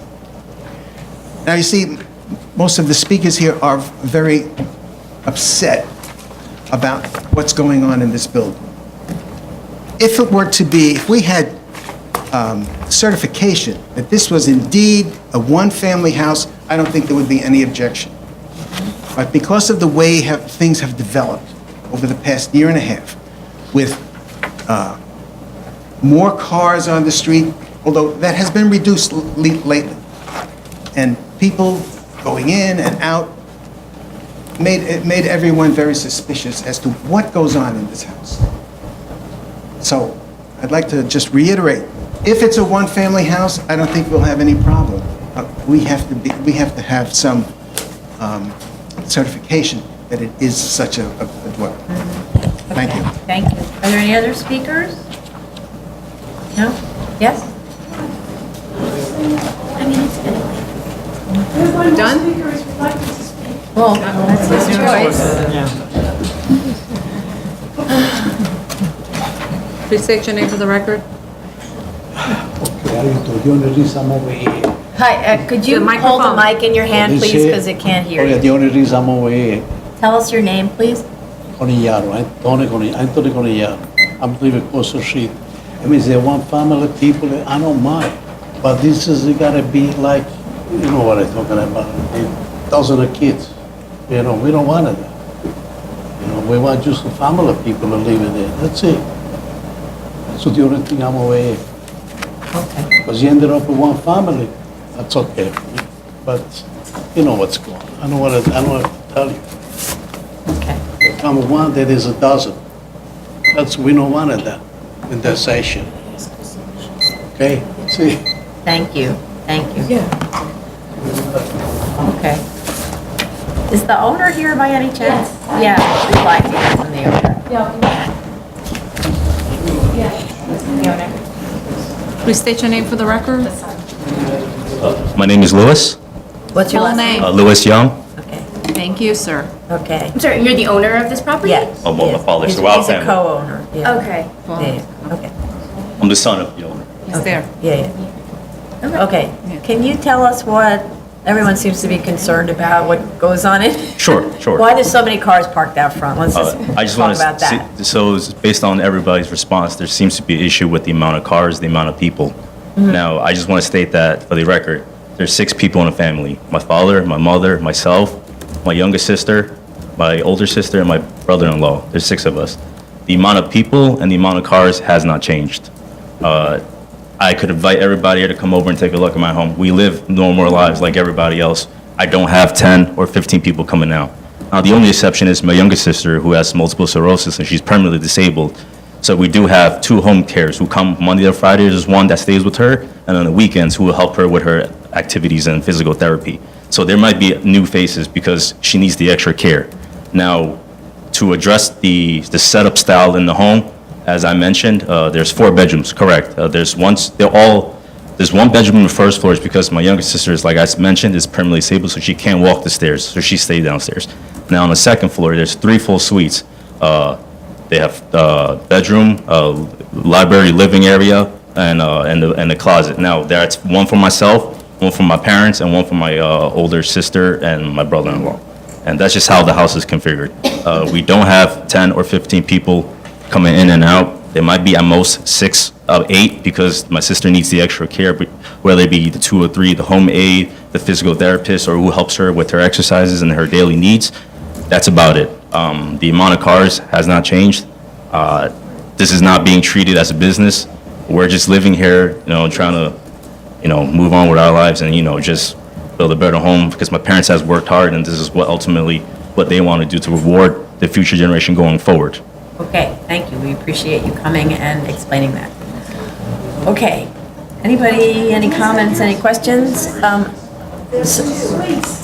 Please, you can have this conversation outside, but people live in different ways in families. If you travel around the world, you'll see how many different ways people live in families. So, okay. What I would like to do, though, to one point that was made by a neighbor about neighborhood character, which is relevant to us, is, as I was saying before, to just get a drawing that puts, where's the architect again? I lost the architect. Architect. Do we want us to just send that Yeah, example? yeah, that's a great idea. We have an so- example of a drawing, and it's essentially just a photograph, and you take a piece of trace, and you draw the outlines of the existing buildings, and then you just put in your proposed building. We can send you that That would be sample, great, thank you. and you can Yes. just do that. You It's- just do that, and that'll it's help us relatively easy. finally for an with the architect. issue of the mass of the building with that extra floor in the attic, because you really set back far from the rear, so I don't think there's any issue about the rear. But it's the massing of the building on the front. And now I've lost, and then the cost of the analysis of the cost, to Can you correct forward that. us what you were Yes, talking we'll give you the Thank you very information that Mr. Peterson gave us. He gave us some of these forms that you're supposed to use. Okay, and we can, Okay? Anything else? I have his information, I'll give you to Elise. okay, thank you very Document much. the construction costs, right, and document the construction costs, provide backup for where that number comes from, as opposed to the air. square foot. Yeah, yeah. Did I leave anything else out? No? Okay. All right, so I think then we can put this on. Just remove the note about The pool, yeah. Oh, and remove the note about the pool, right, okay. And I think that's it. Okay. Okay, so, What's that, Tony? Community wants to be CC'd. yes, CC'd. Copy. On submission. Yeah, so if you would be so kind as to find some representative there who gets a copy, Judy Barron would get a copy of it. And I believe that my firm has your email. You can give it to me Right. again, but I believe our firm has your email. Right, Yeah, okay. All right, so we can put this on for, yes, of course. July 11th. yeah, that's good. That's nice. Yeah. So we'll put this on for continued on July 11th. We Which- might, any chance do the 25th, or is that not available? Oh, the July 11th, or July 25th. Yeah, That one's harder. it's hard. We're away. There's 21 cases that Yeah. I'm sorry, I'm not trying to make this hard. Are you are you out of town? Well, we could do the August 8th. It's sort of, Is that okay? August? Yeah, but August 8th just pushes it more into the future. This is a special hearing on the 11th where there's not a lot of other applications. Much more efficient use of your time. Eric is out of town. I will be here, but Eric is out of town. Oh, you don't need Eric. You're doing fine. Yeah, yeah. But this is, yeah, you appeared for this. Yeah, you don't need Eric. Okay, Right. we'll go then for July 11th and respond. And a submission ideally would be June 21. If you need a little more time, you could have till the 23rd. And you because can- it's tight. yeah, they can just, All right, so How about till the 23rd, June 23rd, which is the Thank you Friday? All Okay. right, so we're doing the special hearing on the special Yeah, hearing? so this on a special hearing day. Everyone got that, July 11th? Okay, in the morning. It's Wednesday, I'm sorry. 10 a.m. It's 10 a.m. It's Tuesday, 10 it's a.m. regular, it's on our calendar, it's just green. Yeah. It's Tuesday, We have sorry. space. Right. Yeah, we're gonna have the review 10 a.m. session on the, On the 10th. are you guys not here? I'm not here on the 10th, Oh, okay. So you have 3? but I'm here on the 11th. Okay, Yeah, Monday. And can you send your notes to? Absolutely. Sure. yeah, okay, Okay, all right. good? Thank you very much. Thank you. Thank you, everyone, for coming. No, June 23rd. for a July 11th hearing. Yes. Elise, here, do you want to do the second call? He submitted the plan. Do you He wanna- did? Yeah. Okay, second call. No, but it's gonna be fast, Jay, don't worry. Okay. No, 10 o'clock. No, 10 o'clock. Okay. Have we looked at it to make sure? No, you just, What does it look like? Yeah. Calling item number 22, it says 21, It says 25? 25, sorry, it says 25. 25 mil. Well, it doesn't It send to says. any of us but Tony, so. so, It but you. says 25 mil in the bottom corner of BSA 103. We contacted the architect, the plan was submitted by Adam from I our emailed it to office. you all. It changed the weight note to say 25 mil, which reflects the 25 mil that's on the attenuation, as previously described. It's 6 mil in cardio areas, 25 in weight training areas, and that's the one-way training area. Yeah, I emailed. Okay. Derek? Yeah. Everybody has. 26. both looked Yay, at it. okay. 3 of us saw at least that many, so good. All right, Okay. so having seen the correction that was needed to be made and it was submitted, we can, close. Did we already close this? No, we didn't close this. We can close this hearing. Okay, Did you this call is this, item by the number way? 2016-4336 PZ. So we're going to close? Yeah. Chair Perlmutter? Aye. Vice Chair Chanda? Aye. Commissioner Montanez? Aye. Commissioner Otley Brown? Aye. And a motion to grant. Chair Perlmutter? Aye. Vice Chair Chanda? Aye. Commissioner Montanez? Aye. Commissioner Otley Brown? Aye. Okay. Thank you. Good job. All right. Okay. Item number 2, 2016-4243, 151 East Tremont Avenue, the Bronx.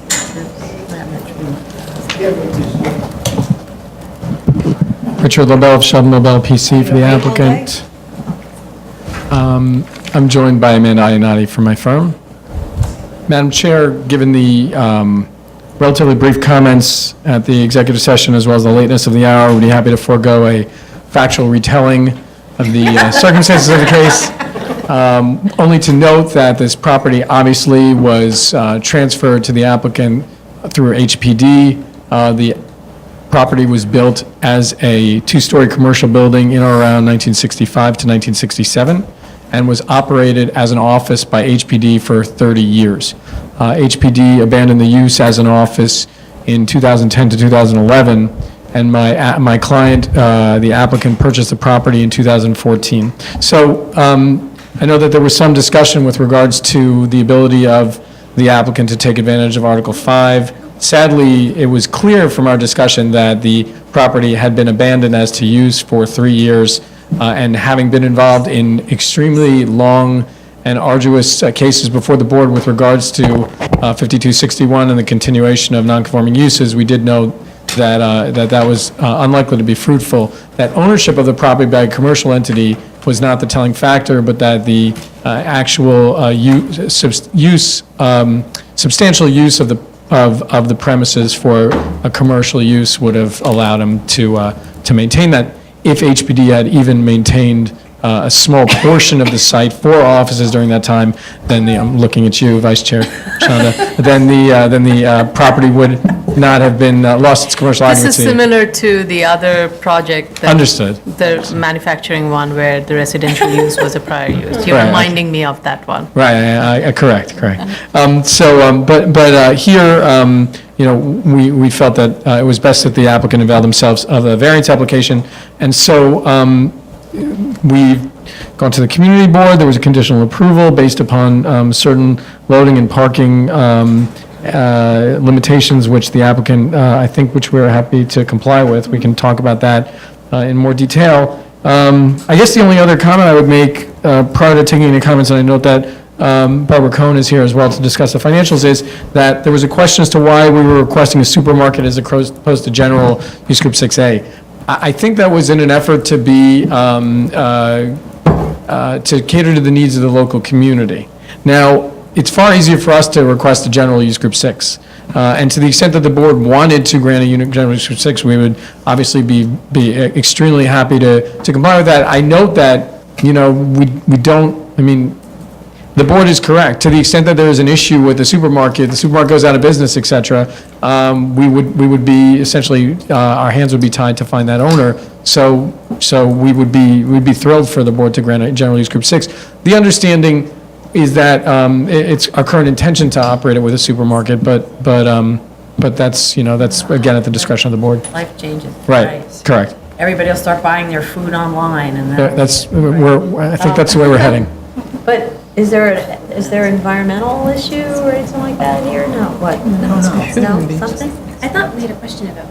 No, I mean, I think there's been environmental review ad nauseam for this site. Yeah, right, for all I remember different looking at one long time ago. disposition and all that stuff, yeah, Did yeah. okay. HPD in its deed specify supermarket? They or did I think not. They just said, they actually says said commercial use. Commercial. And actually, Yeah, I have it technically, right Ms. Ionati notes that the objection sheet notes Says use group 6. building Okay. So, negotiated. So I somehow the other thought otherwise. Okay. Thank you. No, there, it says the disposition area for commercial use consisting of 13,500 square feet to be used as commercial space or for other So it's been uses as generated. permitted by zoning. But is What it plans specified say. right now as grocery Plans store? show or not? supermarket. Oh, Plans yeah. I guess part of, you thought the argument that it was in a fresh area would make it more convincing to us or something, is that why? I honestly think that, given the current circumstances, that there will be a supermarket there. However, I know in other instances, for ground floor retail use in Soho, the board has basically understood that in instances where the commercial use may change, that it may be beneficial for all parties to include a use group 6. It was not as if the community board stated that this has to be a supermarket. They were basically okay with the commercial use. Yeah, they just were concerned about loading and Right, unloading. and Ms. Ionati was at the There's more community board loading 4 demand times, so supermarket she can speak to than that. probably for a general retail Right. store. But I do think this area could use Yeah, that's, there is a policy point to having a supermarket here. What I would say is that this is a conversation that we're having on the record, that Yeah. use group 6 is also okay, right?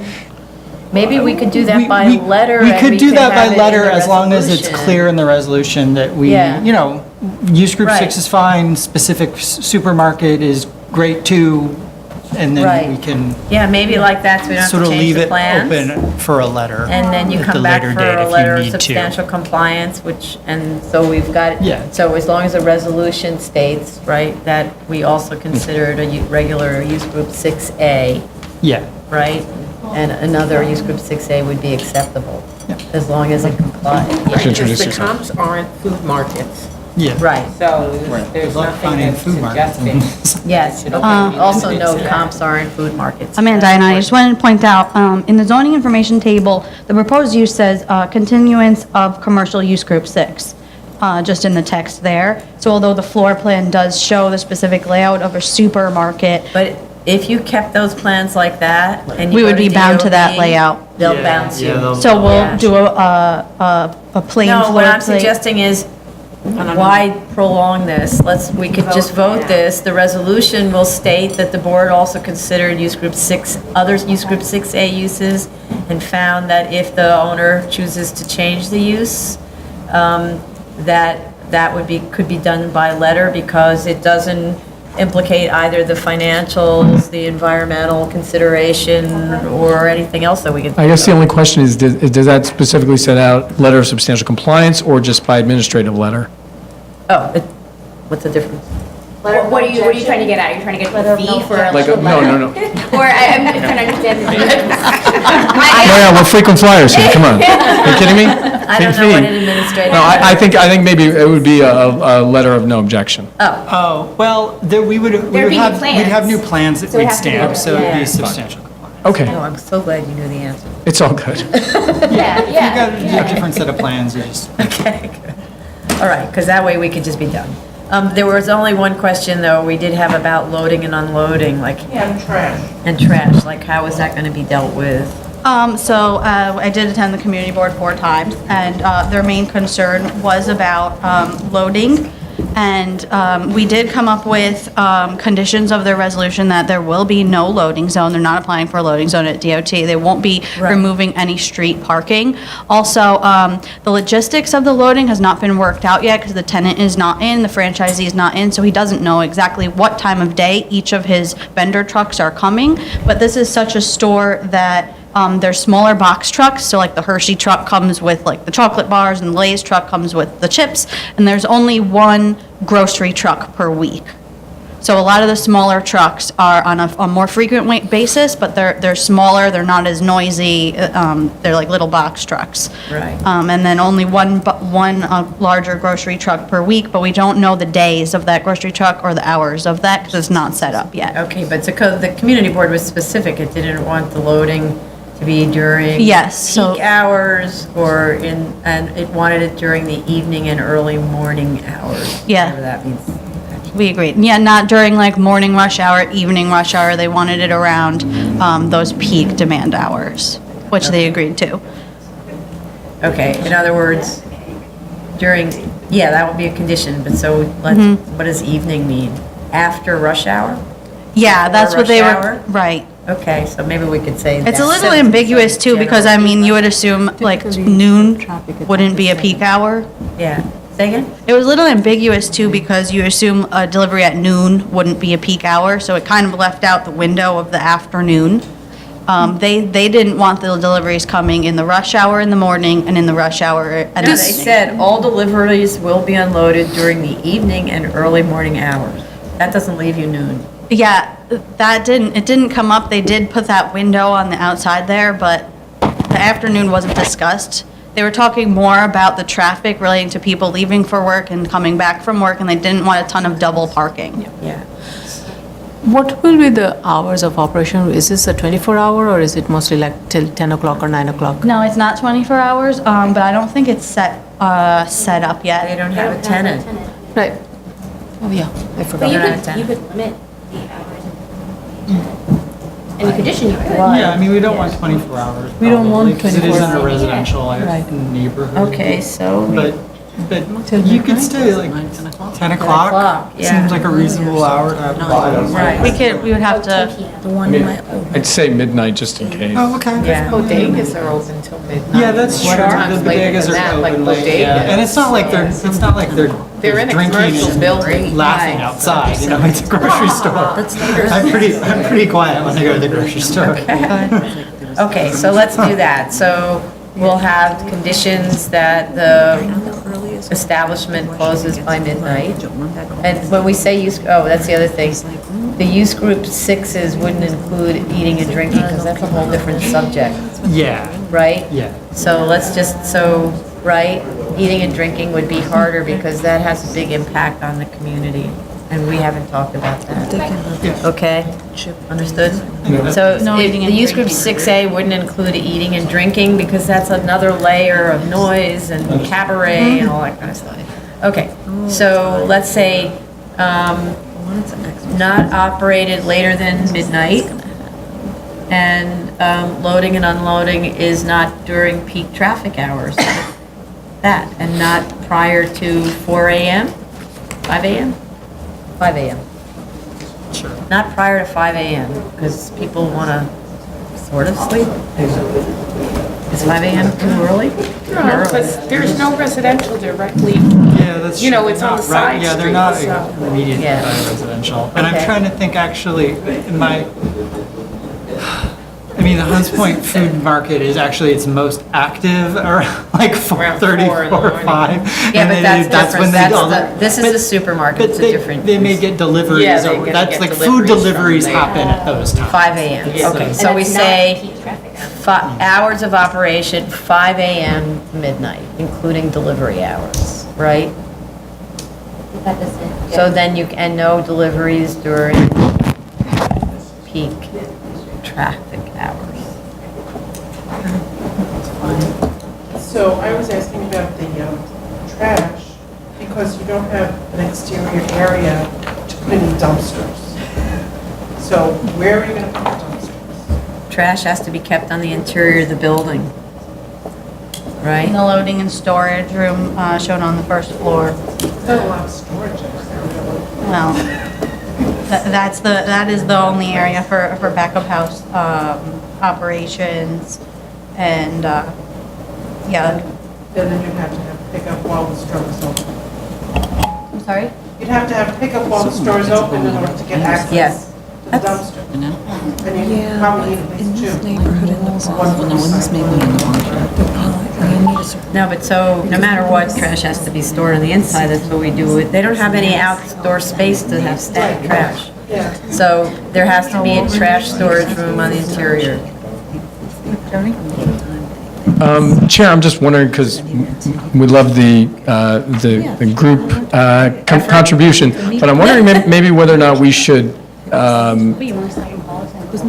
we can second call this, and we can find out. Financial questions? Go ahead. Oh, wow. This may solve the whole problem. Barbara? I'm going to call Jenny. Go ahead. I didn't realize they're still worried. Well, it's the first hearing. Yeah. It's important not to put the guy out of business before he starts. It's not major issues, you listen to the. Yes, so, so community facility adjustments. The reason why I did not make those size adjustments, even though the layout that was provided were for the small spaces, I actually viewed it as the whole space, being the 6,000 square feet, because who knows how it gets laid out depending on the prospective tenant. So that was the answer why I did it that way.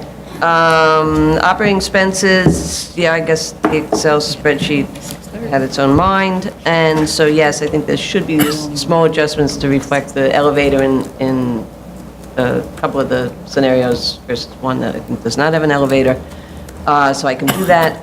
I did do a fast search on per capita income and household income is around 21,400, and per capita is around 11,300, and I can do all that in a nice follow-up letter and just state that the expected contribution of income towards rent is what?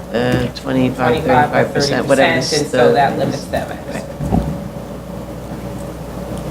That's it? Oh, and the last question, and this is just getting your read on the site value and whether or not you would consider lowering the, taking a downward adjustment for size and configuration, because even though your comparables are underbuilt, your subject site cannot be built any further. Right, the development It has to potential. remain underbuilt, no development potential. I guess I was thinking of in the commercial overlay line where that, came into play. So that's why the 80%. So I kind of put it there instead of a size configuration, which is where you were thinking it. Okay. I kind of inherently put it there. Okay. I think that was it. Anything else? No, any other questions? There are no speakers, I note. So I'll do a follow-up letter, I'll adjust those operating expenses, attach the new pro forma, and just summarize, and do the attachment regarding the income. Yeah, okay. And its relationship to rent. Richard, you don't have to rush. And we got the answer. She needs to do a follow-up What the letter. need- Yeah, perspective. Okay. Unless you want to accept the verbal testimony, which I'm willing to accept. She's willing to accept the Verbal testimony. verbal testimony. She just has to finish, you said the income for the area is suggested to be about 21,000. That was household, yeah. Do you want to just do it? 25 to 30% of income attributed to rent, which amounts to how much? Oh, I gotta do the math. Okay, let's say it's a third, that would be 7,000 divided by 12 months. It doesn't give you much leeway because it suggests they shouldn't have to pay more than 600, and as it is, And you're that's assuming that they're gonna pay more, and so you're really at the highest possible so the assumption you can make. Well, the reason why we're talking about this is because I basically said that there is a ceiling, a limit to how much rent you can actually charge given the demographics of the area. So, and yes, the census is existing people, and you would hope there's, newer, more affluent, but still the neighborhood can only support what it is. Okay. You're fine with that? Okay, but so, I don't think, well, just a second. I don't think Richard, you had a chance to reach your client and clarify. I did, but actually, to the extent that the board wants to second call the decision, then we could do that easily, Okay, okay? so you want to just put this on until a little Because later? it's only 6 and... There's plenty of time. There's plenty of time. You only have the room till 6:30, guys. Okay. Yeah. For the record, I was here for city planning yesterday, and we'll be here for city planning tomorrow, so I'm just camping out. Yeah. It's great. You brought your sleeping bag? Yes. Yeah, okay, good. Okay, so what are we doing? Okay, second calling. Thank you. Okay. See you soon. Item number 3, 2016-4464 BZ, 1350 East 28th Street, Brooklyn. Good evening. I'm taking a dinner break, or starving. Jay Goldstein for the applicant. I attended yesterday's review session, and first of all, the proof of notice to the neighbors was submitted via submit, and it was done accordingly. With regard to the comments related to the roof line and the semi-attached house being considered a single entity and a single unit, the conversations with the architect happened a week or two ago, where we really got to the crux of the issue, what the board was really discussing. I think he understands what the board is saying now, and I can, instead of going through this and trying to argue or discuss the points, we can try and submit in writing or submit by axonometrics and other plans to show our position, or to show how we think this will not impact, or if we have to change, I will change it to address your concerns. Okay.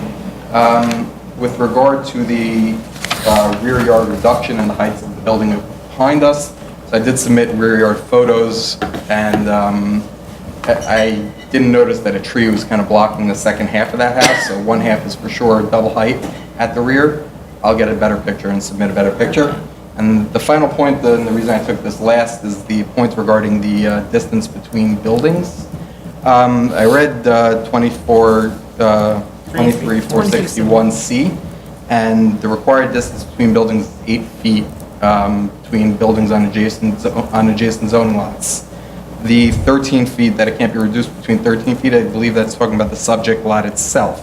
No, look down to the last diagram on C. There's many different diagrams. Right. And it shows a diagram, which I don't have in front of me, where you have to measure from the sidewall. It has to do with when the building adjacent isn't far enough away, you have to create the 13 feet. And the survey shows it's less than 4 feet. At the review again, and I'll give dimensions. A majority, or almost the entire addition of this house actually is behind the existing home to the rear, to the right.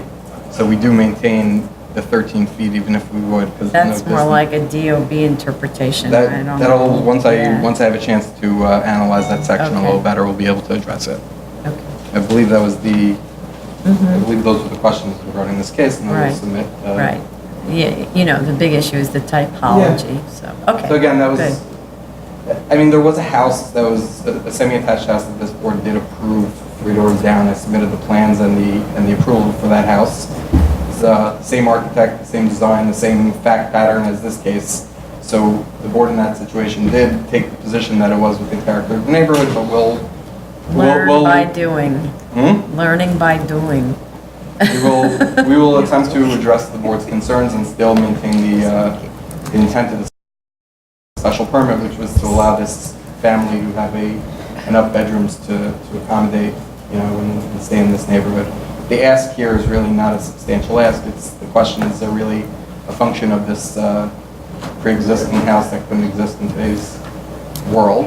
Right. I'm sure there's a solution where we can come to that'll address the board's concerns and still help the family out.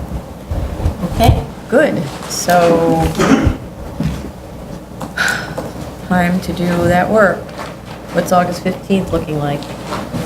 We're going near the 8th. Probably all right, let me just check. Yep, fine. Okay, so continue to August 15th, with submission on July 26th. Okay, good. Item number 4, 2017, I'm sorry. No, go ahead. Okay. Item number 4, 2017-35BZ, 580 Columbus Avenue, Manhattan. Jay Gold, the applicant. I attended yesterday's review session. As noted, when the application was originally filed, it was not open for business yet. In the interim, since the filing of the application, it has opened for business. When did they open? March of 2017. So in my submission, which was, I believe, May 11th, I submitted all the documents that are routinely submitted with legalization applications, all the legalizations that we've gotten approved. I've submitted every document to mirror those applications. So I believe the fire department, if they'll come up and want to speak, but we did have, the space doesn't need a sprinkler because of the size of the location. Fire alarm is in the system, it is installed, I submitted interior fire alarm pictures and approved plans, and the inspection already took place. So it's in their system and they'll come back. I don't believe community board issued their recommendation. So the community board did not issue their recommendation. The community board, there was a discussion had with the community board regarding the facade of the building, that the space, the way it's situated is that one half is our kind of retail space and then the second half is the studio space. In an effort to alleviate any potential for sound and noise, we created that box within a box that's typical of these types of gyms. The community board's feeling is this used to be a restaurant and they'd like to keep it as a open storefront. The problem with that is it would cut into our soundproofing, eliminating that box within a box and creating an enormous disturbance for the tenants above and for the people on the street. Additionally, it would kill our business because You have to watch everybody. nobody wants to be watched while they're working out. So I'm not sure what the solution will be. I'm going to go back to the community board and discuss with them. And out of deference to them, I told them that we would, if they don't have a community board recommendation yet, we'll, I guess, have to. Yeah, do you know when they're, does anybody know when we're getting it? I think the first week in July, I think July 5th is the. So you're willing to wait on? We also need DOI. No, right, we don't. DOI? We do have, I DOI think we just got should've- DOI. No, I already have Oh, you DOI. said today. This is a franchise anyways, and the Yesterday. ownership hasn't changed, so Yeah. DOI signed off on our other gyms that we've. No, we have But you DOI, always- we got it. Okay. I told them that, that those are the community board concerns. I told them I would come back to their community board, so it's really the board's decision if we Right, want a okay. second chairman. Well, let's see what fire department has to say. Good afternoon, good You evening. waited this whole day for this. to Yeah, I'm say so good. this. Okay, you are good. I fell asleep. I see now you made me lose my train of thought, Madam Chair. Just tell us again. Can we take a break? All right. Originally reviewed as a You have to proposed. tell us your name. Oh, I'm sorry. My name is Anthony Scaduto. I represent the New York City Fire Department, and I'm just so happy to be here at 6 o'clock. Originally reviewed as a proposal, as a proposed PCE, I unfortunately was not notified, but it doesn't much matter because, as in similar cases, the plans were submitted to the fire department for the fire alarm system. They were reviewed and approved for installation. Installation was complete, and it is now in the testing phase. So like other cases in this venue, I have no objection for the board to make a decision on the case. Great, thank you. Thank you. Thank you, okay. All right, then. What do we do about the community board? You're willing to Ms. wait? Matias spoke to the community board yesterday. I don't know. No. It's really up to the board. I told the community board I would wait, but if the board's inclined to. As people have been quick to remind us, in light of the legislation that has Yes. recently been passed That's fine. regarding the board, Yes. They had 60 days and they. that's the counter. I like In response to that, and full Yeah. disclosure, in response can to I that, say- there was an issue with our mailing. I don't want that to be the issue. No, there was an We, issue. instead of a 2, there was a 1.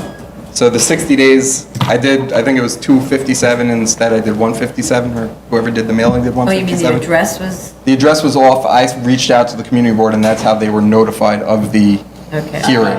So I won't rest on the All right. 60 days. It's been All right. 60 days since I notified them, but I Okay, will not rest on that's that. different. I was gonna be like, well, if this was Euler, they'd just be done. But, all right, To that's be fine. safe, and I have to, God willing, have to appear before this community board Yes, many times in sure. the future, I will continue the hearing, or Okay. if the board's inclined to, I'll continue the hearing till the earliest date. The July 5th hearing, July 5th is the community board's full meeting. Okay. So by July 5th at night, I'll have a We'll put them on July decision. 11th. wanna do July 11th. It's becoming a real hearing. No, Yeah. I can do July, when am I back? July 18th or? We're staying away from it from now on, though. Okay, July 11th then, and we'll... If July 11th is tough, I'm here on the 18th anyways for a couple of cases, and I'm not here on the 11th. Oh, you're not here? Oh, I mean, I'm in New York, but I'm not scheduled to be before the well, the board, but problem the is 18th. it's a special hearing that we haven't put anything else on, and so. You want a body? So after, no. No, he's here, he said. He's It's here. just I'm in New York. But, I'm not, but we've already filled the July calendars other Yes. than. whatever you want, 11th 4 was- subway stops We were away. holding for, Some really rare things. So For rare things, it's either July 11th or August 15th. Those are your choices. Let's do July 11th, because it's a Okay. legalization. And because Ryan's happy now. Yeah, he's much happier. He's smiling. Do we want to close this? Yeah, we can close this. Okay. So there's no speakers, there's an empty house, give or take. So for a motion to close. It's not done yet. Chair Promoter? Aye. Vice Chair Chanda? Aye. Commissioner Montanez? Aye. Commissioner Otley Brown? Aye. Thank you very much. Whenever you have it. Yeah. I'm sorry? Submission as soon as, well, it's not really Yeah, I'm submission, not- it's submission's from community the board. community Oh, right, it's not. Right. Thank you very much. Okay, thank you. All right. Have a good night. You too. Second call, item number 2, 2016-4243 BZ, 151 East Tremont Avenue, the Bronx. Okay. Madam Chair, the hours of operation as proposed by the BSA are acceptable to the applicant as well as the no delivery during peak traffic hours. Okay, good.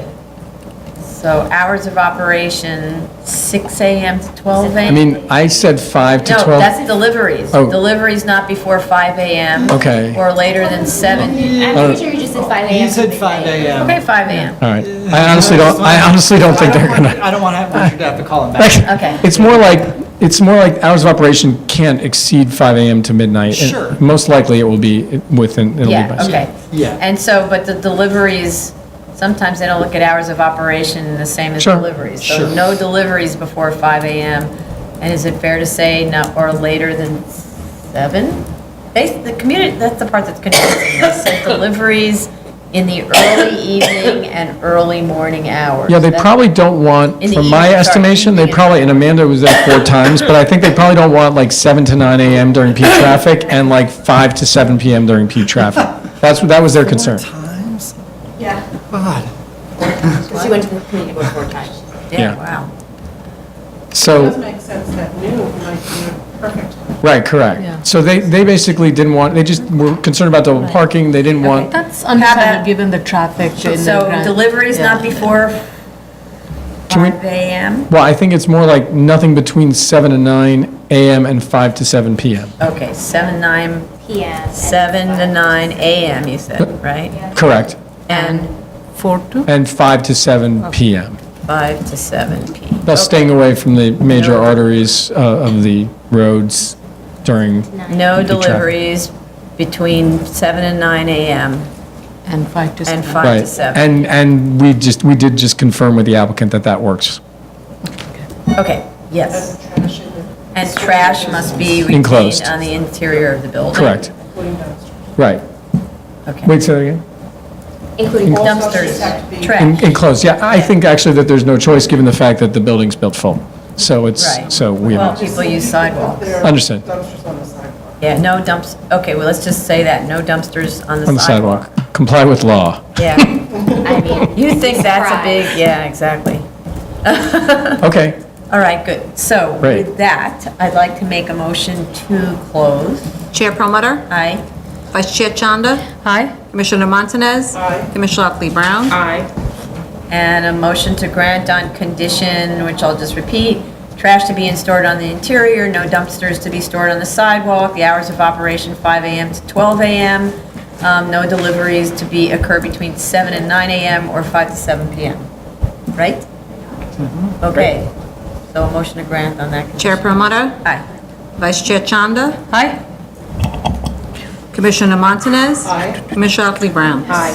Item is granted. Thank you, Madam Chair. Thank you, This concludes- Commissioners. Thank you for Go ahead, doing Richard. fast work. That's Sorry. it. Sure. Sorry. This concludes the public hearing for June 6, 2017. Sorry, I need to jump on. No, of course.